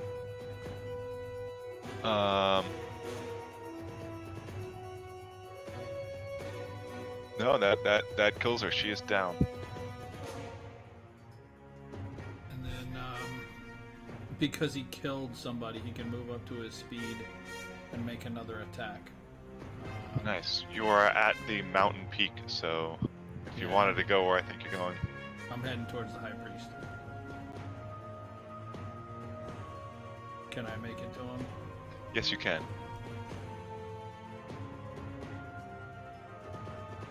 Alright, he's totally going to take that. So this one is free. This is not my second action. This is part of his... this is part of his... what do you call it? Great Weapon Master Subclass. feat. Oh, Great Weapon Master? Great Weapon Master says that on your turn when you score a critical hit or reduce a creature to 0 hit points, you can make one weapon attack as a bonus action. Actually, it doesn't say he can move, so never mind. So he's just going to go back to where he was. I apologize, I misread it. That's no problem. So, but that's what he's going to do. I mean, there's no he's not. I feel gonna like there's attack King. something. I don't. Maybe a barbarian feature or something like that. I feel like there's something. Maybe an orc feature. I feel like that is something. But anyway, see if you can find that. Yeah, I'll pass But my turn. Sandra- For now, but that's what he's going to do. My good man. Alright, so what I'm actually going to do is, since these guys are down here fighting each other for the time being, I'm going to help them. I'm going to actually just attack the cultist here. Yep, okay, good, I'm targeting. Cultist is okay. And I'm going to attack them with my... Whoa, why did I get 2 attacks? Oh, can you remove the prone? That's why. Still hit, but... Yeah, Oh, you listed as prone? Yeah. Oh.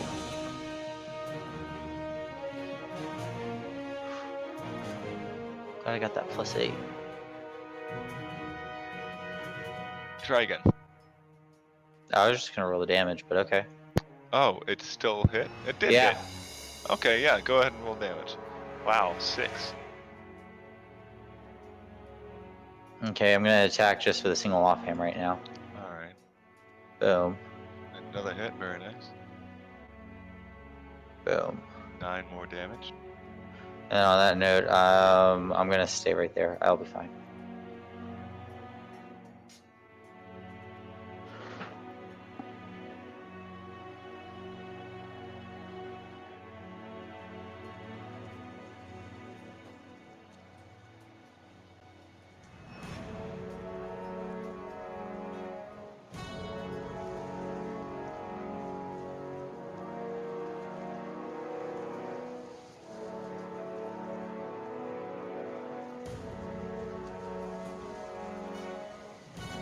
So, Kane has seen through your ruse, since you slew his partner. Who was trying to kill him? Well, that's true. We're on your side, man.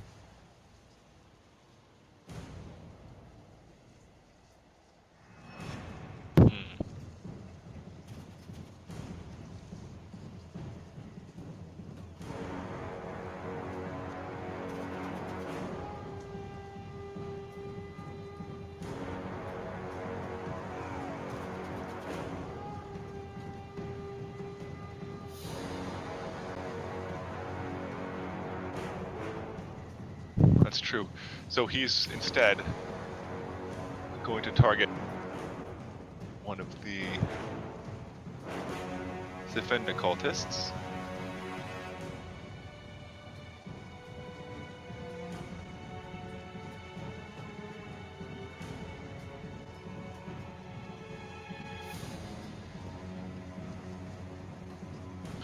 going to cast Sacred Flame.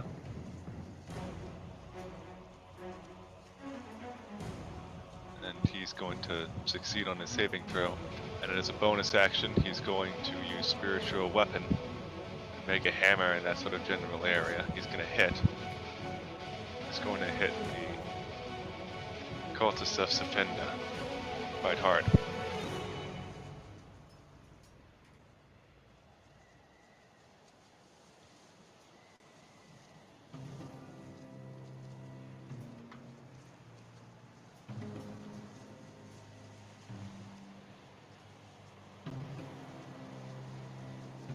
This is one of the guys that has not heard the...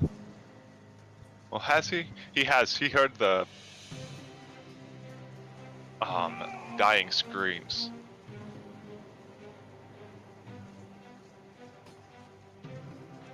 And... saw you attacking his friend, Xanros, so he's going to attack you.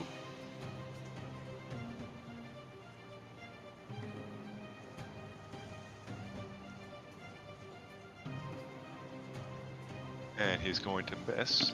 And he has multi-attack that I've been forgetting about, but he's going to miss twice. Bob, you are up. Oh, wow.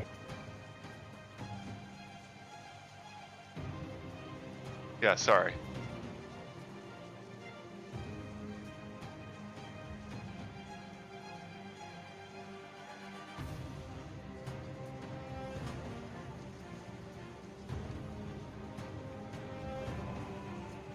So would Bob realize that there's dissension amongst them and then target somebody that isn't one of the people that we're trying to convince we're on their side? Oh, You did have the no. conversation earlier. Do you think you would remember that?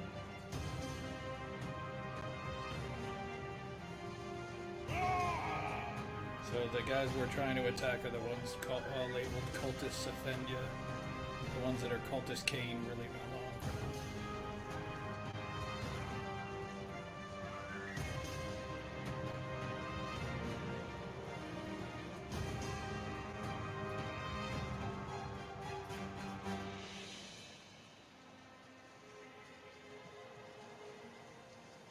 You can target Xanros too, that's cool. I'm down for that. Yeah, he's 100% Team Sefenda. Yeah. So we're attacking the Defender, is that what you said? Yeah. Yeah. No, the half elf. Yeah. I'll take him out.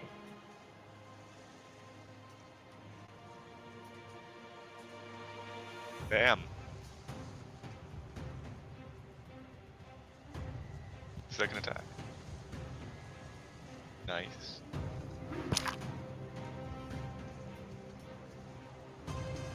Few arrows sticking out of the cultist, but he is still up.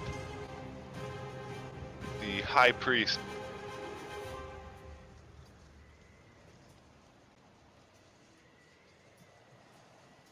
is going to cast Stone Skin on himself, and at the same time is going to continue reading the ritual.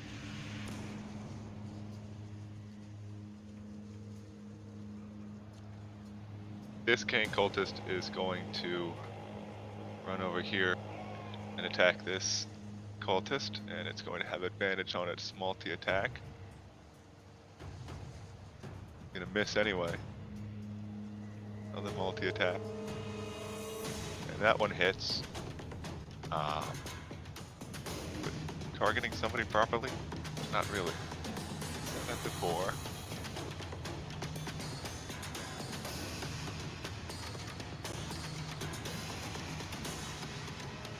Let this roll damage.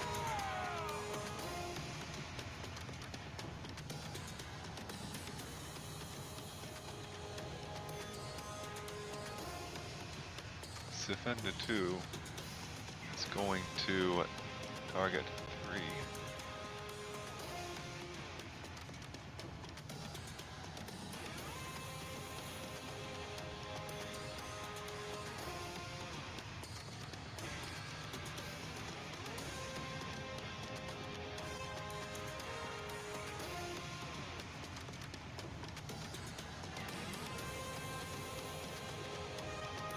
Come on.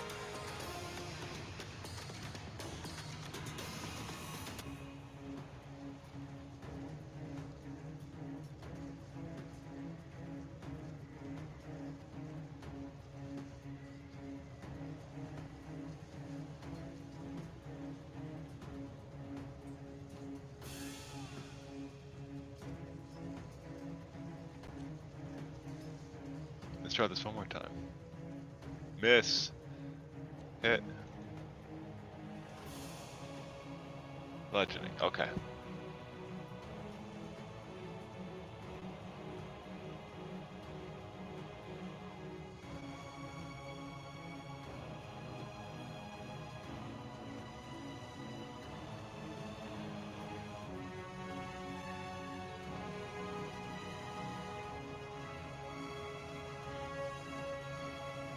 Defend is dead. Kane will continue to attack. Oh, and he crits. Now,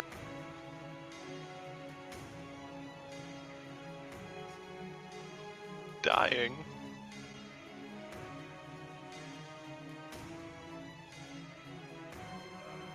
Oh, whoops, he's targeting Zavenda for some reason. Gosh.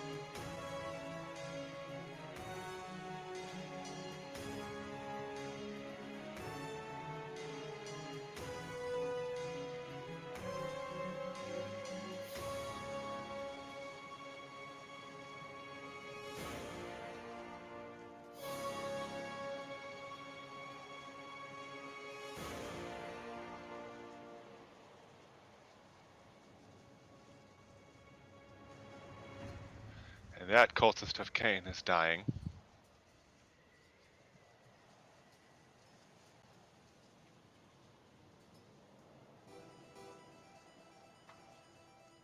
He has advantage on this one. And that cultist of Cain is dying. So now...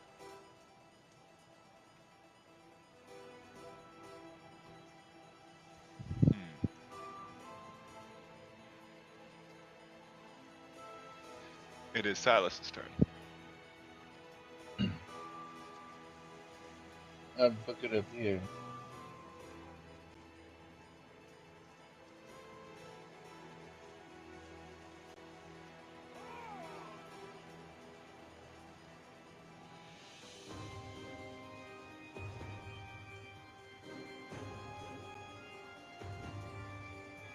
Alright.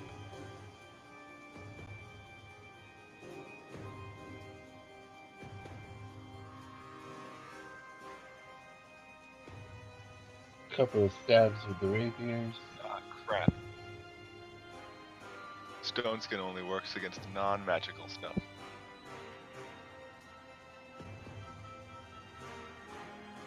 And I'm gonna stay right there. Alright, Hogork. Alright, Hogork, frothing at the mouth, is going to rush the High Priest. Axe held high over his head, he's going to make a couple of reckless attacks. With advantage too. Well, like, if only advantage stacked, you'd have like quadruple.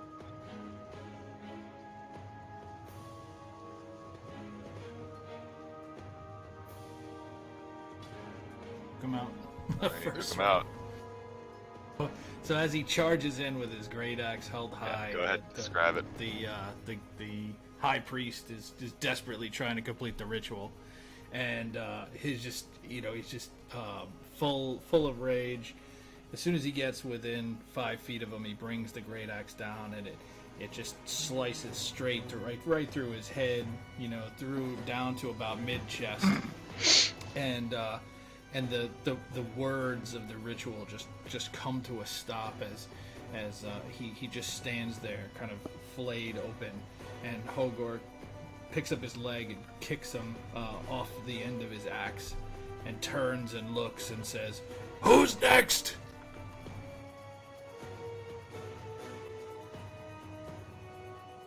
I will pass my turn.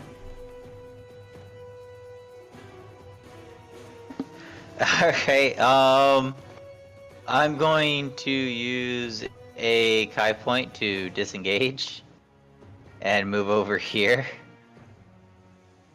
to attack this one. Just piss them both off.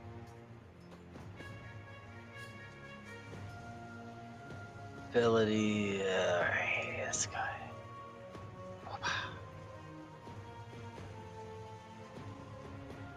Oh.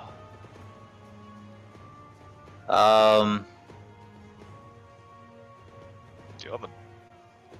Can I move again? Sure. Yeah, you can use the rest of your move. Okay, I can't really tell, so if this is too far, you let me know.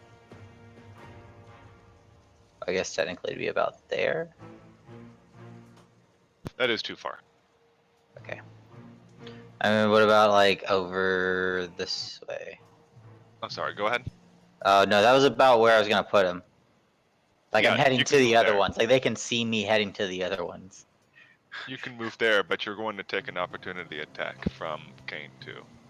That's fine. No, wait. You used disengage, didn't you? Well, But that you was don't I used take- from Kane 1. I used disengage. Right, but disengage. You don't take any attacks from anybody for the rest of your turn. Melee attack. Okay. Yeah, it works for the rest of the turn. As I run past him, I'm over here like, sorry. I don't want to be attacked. And you're in perfect range, and he's just like, no. His buddy's like, no, you use disengage, and he's like, oh, move on through, sir. Please Looks at him. continue. He's like, "Rules is written, bro. Rules is written." He looks at his friend. This is a good bonus action. Okay, and I'm gonna pass my turn then. He's going to see he does have some loyalties, and seeing the leader go down makes him scream and tug at Hogork. Scream and tug.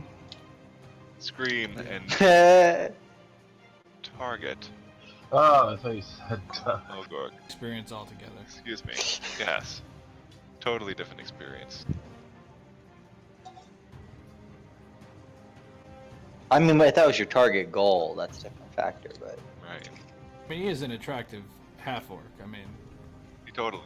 for a half. And you make your saving throw. And yeah, no doubt. Never doubt it for a second. for wisdom? Wow. Oh, you have Totally a plus. wise. He's Not that 100% wise. 10 out of 10 wise. 10 out of 10. And one is, let's see, that's a both cane, so he's going to move over here and attack you with his mace twice. He's gonna miss. That time he's gonna hit. And does a little bit of bludgeoning damage to you. Bob, it's your turn.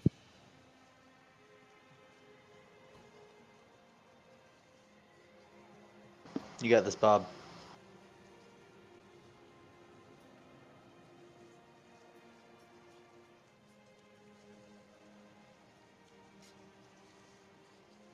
Just running out of people to shoot. Slowly but surely. I left him at least one or two. Sven does over there. What do you mean? The Kane's gonna be attacking us soon now too. Worried about them. I mean, so he's in for it now. Oh shit. Oh. Oh shit. Bob, bringing the fire.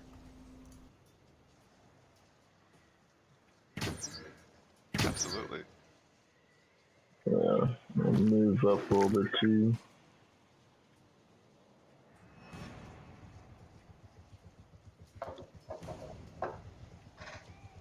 That's a little far, but you can get here.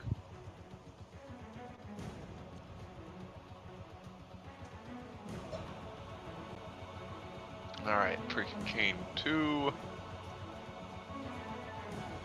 is going to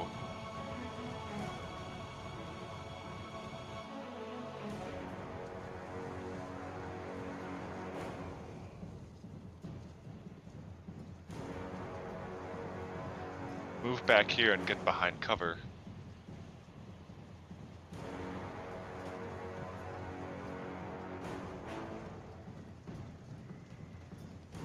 I wish you could see the cover. It looks pretty cool.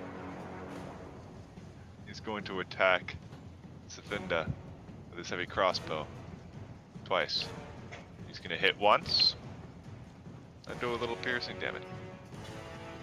This Safinda cultist is going to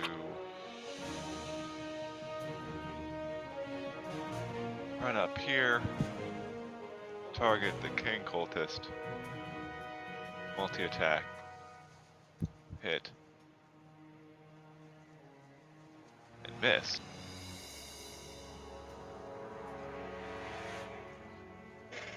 Then she is going to target the king, and heavy crossbow, and a crit. Gonna be restrained.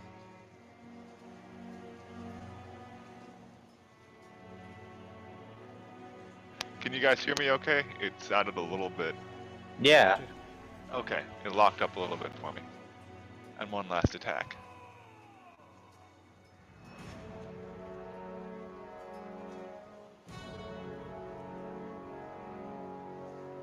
Oh, whoops, that's a miss. Whoops.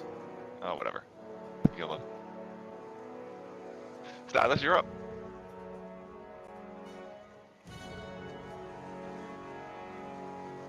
Okay.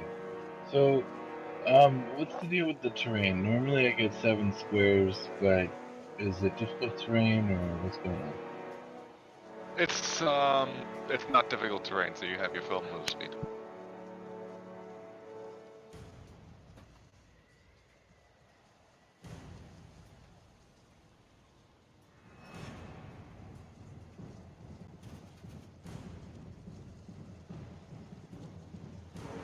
So I run up and do you know you're a big fan of football. You know when they try to tackle one of them and they spin out of the way, kind of like that. I spin around them and get behind them. Nice. Little juke move. Yeah. Little head fake.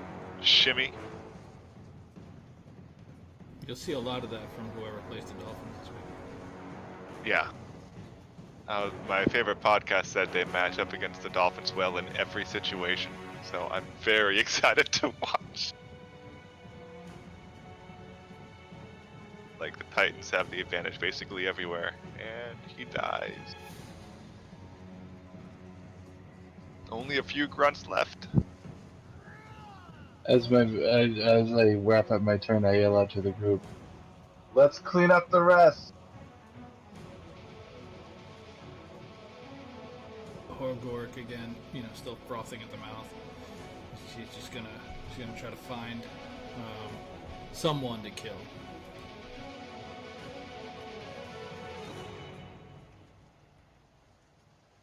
You can leap down the side of a mountain. Make an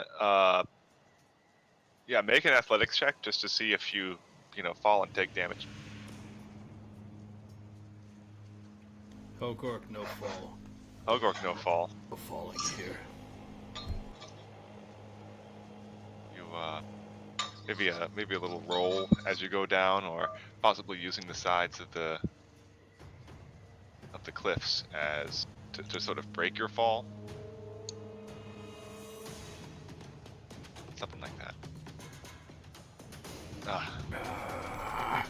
The axe runs through him. And he's sliced in half, and the two halves spray twin fountains of blood on the white snow. Imagine he's just going ballistic. He's just running from bad guy to bad guy and just slicing him in half. He's not a fan of cultists. Neither is Xanros. Why don't you describe that, Xanros? So Because you basically did an uppercut. yeah, pretty much after Oh no, that was your staff. I get an uppercut with a staff. Whoopsh. Yeah, I just kind of run up, after being attacked. Hogor comes over and kills the guy, and I'm running up to this other one, and it's straight up just whack him straight across the side of the head. You could swing it like a cricket bat. And he just crumples. So you hit him on the side of the head exactly. You know how you have that part of the temple that you hit and it's supposed to. Yeah, he just He just crumples like a sack of potatoes. and that's gonna end my turn actually for the time. Neck sort of an awkward angle. He's dead. This cultist is dead. So it's Bob's turn. It's open season now, Bob. Kill with Yeah, there are everyone you basically want. 2 left. And you have 2 attacks.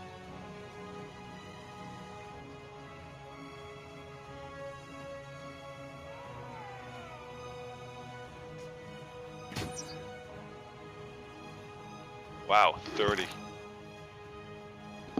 don't see that every day. He didn't even crit. You didn't even crit. 21 damage. Don't see that every day either. Nice.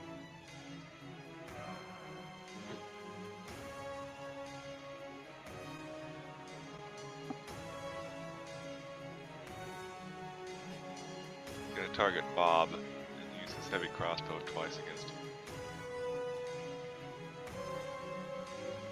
And hit once. Do 7 points of damage. Number 2 or number 1 is going to do the same thing.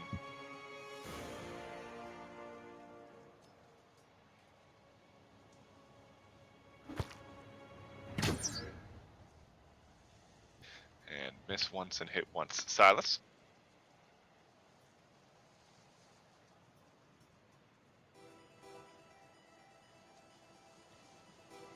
Go ahead and give me either an athletics and an acrobatics check as you go down. Because there are a couple of sheer drops there. Very nice. 26.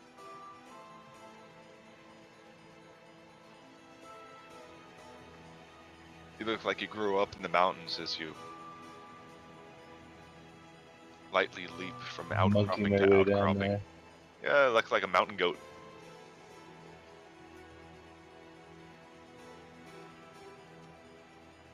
Dying. And then I step over his corpse. Nice. Yeah. Great minds. This is going to be a great comeback when all of your next attacks miss and he crits all of you, kills all of you. It's gonna be epic. It's gonna be, yeah. And he'll figure out how to do the ritual himself Wow, somehow. that hit. Oh no. He's still alive. It's okay. Yeah, it's okay. It's a minor setback. This is the plan all along. Get them to fight each other, That's it. and then we kill whoever's left. It's just a flesh wound. Oh Roll shoot. 20. Not only a 20, but a double 20. Double He's gonna 20. have Damn. So the way that this works is I roll my crit damage and then I roll an extra d12. So he's gonna be Sure. really, really dead. So hang on. Can you chop him in half horizontally? I want to see that.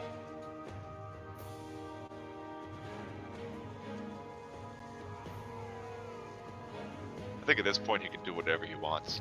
Yeah. So, Go ahead. So basically, yeah, that's basically what he does, right? So he sees this guy hurrying, trying to load a crossbow bolt into his heavy crossbow, and he's fiddling, trying to pull one out of, of his pack, and he just comes up and he slices straight through the middle of him, separating him at the waist, and in the process slices the heavy crossbow in half as well. Wow. And so laying on the ground is half a crossbow, half a bolt, and half a man. Nice. That's crazy. All right. So yeah. I think that kind of ends the battle. That pretty much ends the battle, and honestly, that pretty much ends the session. You can explore the what remains of the cultist base. You are able You can't see any of it. The fire burned itself out, but destroyed a few things. But If we search these guys, yes, I can put some things in the. does the one cultist I killed, does he have any half gold pieces? Yes, absolutely he does. That's great. So we wiped out the entire cult. Go us. Go you.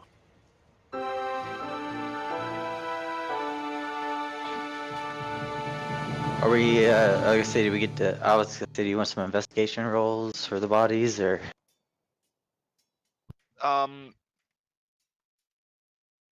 Yeah, go ahead and make me some investigation rolls and we'll see what you find.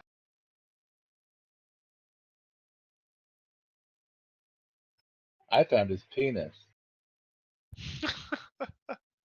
It's a priapism at this point. Like, I'm searching, I'm gonna be searching the regular cultists, not the higher ups. Just search it through the bodies. Okay.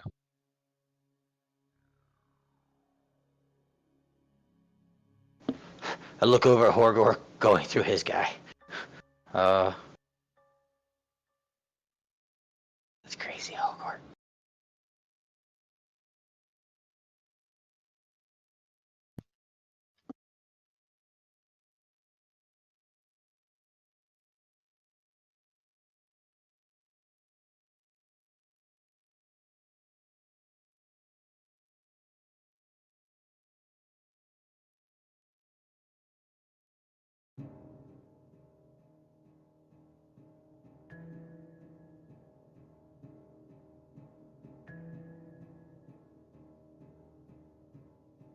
So that's the tome that the head cultist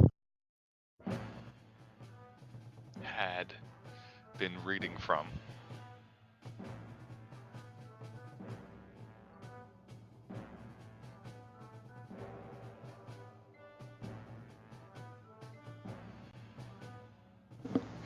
Oh, it'd be pretty handy if we had a wizard. Well, it's not a. Nivea, be interested in Sure. seeing this book. He's got a. The head priest had a robe of useful item, which I will identify for you.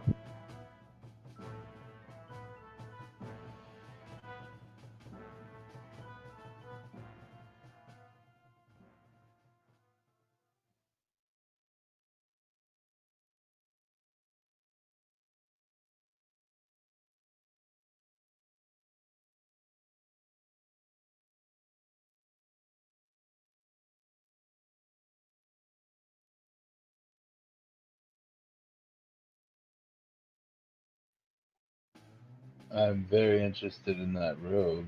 Or pearls.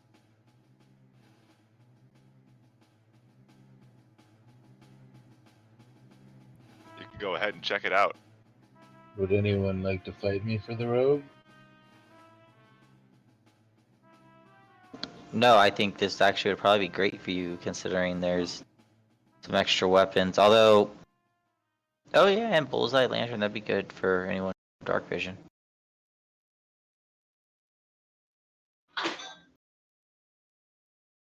$4d4. Imagine if you got 16 other pockets. That would be pretty funny. I'm gonna take a pearl. I don't want anything else. Can we identify the potions? Oh, sorry, I forgot to do that. Brass giant strength. It's pretty thematic, I would say. I would like that. I would like Yeah. to take the book for now for safekeeping.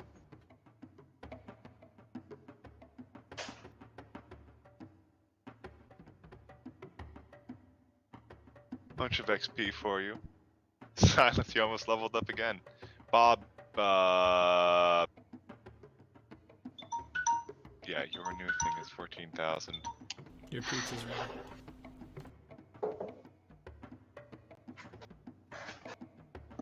I have another question. Did I find anything when I broke off and investigated that room earlier? Yes, you found the. I think there was a potion of Hell Giant Strength or something in there. No, that was the storage room. I mean, while we were in the Right. procession, the second room. Oh yes, it was the gold, and I included that in the it was just gold, and I included that in the coinage that was in the party inventory before. Oh, okay. Just go ahead and pass it out. The coins in the party sheet. Yes. Do the coins get spread automatically? Yeah, I just clicked to have them spread automatically, so they They should be in do your now. inventory. Well, fancy new They feature. definitely spread automatically. So, everybody, I hope you had a good time. You can move back to the teleporter, which is actually, I misspoke, a two-way teleporter.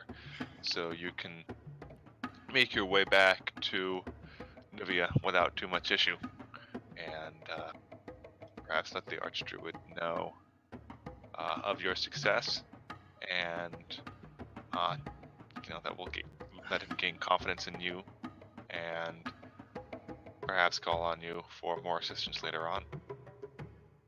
I think we should present the book to the Archmage. Or Arch Druid. Druid, yeah. That sounds smart. Hey, Greg. Yes. I have 8 other patches. What shall they be?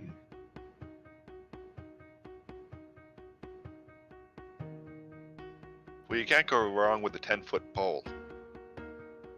And I love the visual of pulling it out bit by bit.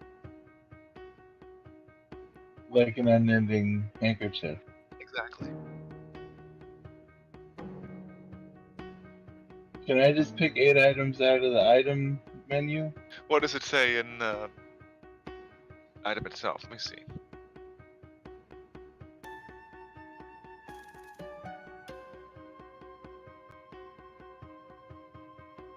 It says, in addition, the rope has 44 other patches. The DM chooses the patches or determines them randomly.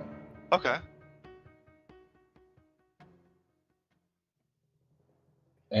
And I rolled my 44 and got 8, so 8 This other should have patches. this should give a little note section so you can add stuff to it.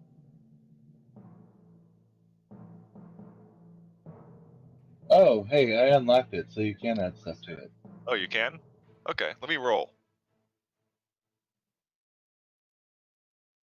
Let me roll so it's visible. So, you get this.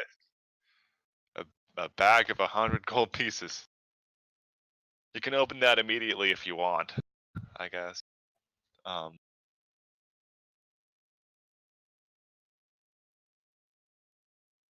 many does it have? 8. 44, wow.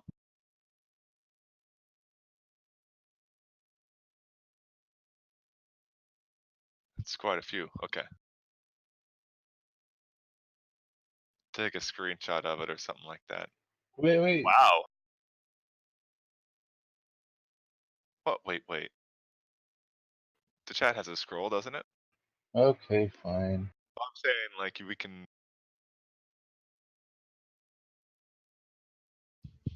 This is great.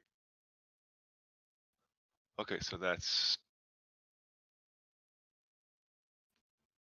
1... That's 9. Also, one of the items is a rowboat. One of them's a riding Great. horse 12 with foot long saddleback. rowboat. You're And pulling another a bag of 100 horse. gold pieces. 10 gems worth 100 gold pieces each. You're just getting rich. 4 and then 8 potions of healing on top of that. Wow. They weren't kidding when they were saying it was a rope of useful items.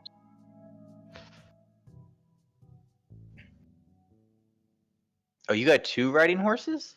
Holy crap.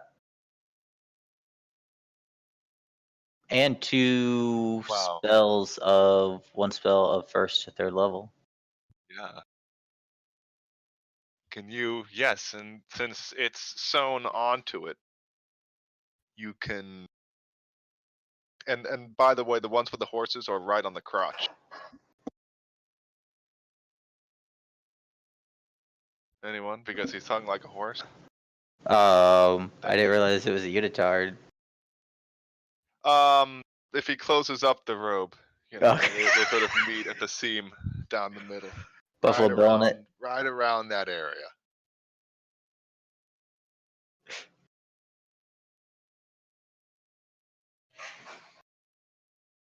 So yeah. That's Oh my pretty God, useful robe. One of the items is a pit, an actual pit.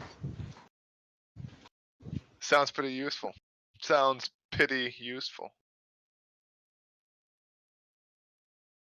That wasn't very good. Rowboat, ladder, a pit. And a spell scroll, and I think anybody can use spell scrolls. I don't think you have to be a spellcaster. Maybe you do.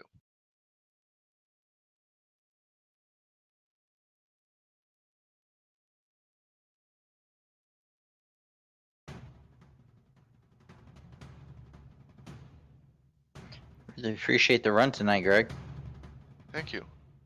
All right, I will Greg, leave you the want to wrap server us up up for a and we'll cut yeah. the stream? I think that does about wrap it up. Everybody, I appreciate you being patient with me as we ran into a couple of difficulties, but as time goes on, I think we're going to make things a lot smoother. I hope you enjoyed the story, the little twists with the warring factions, and how that all sort of came to a head at the same time.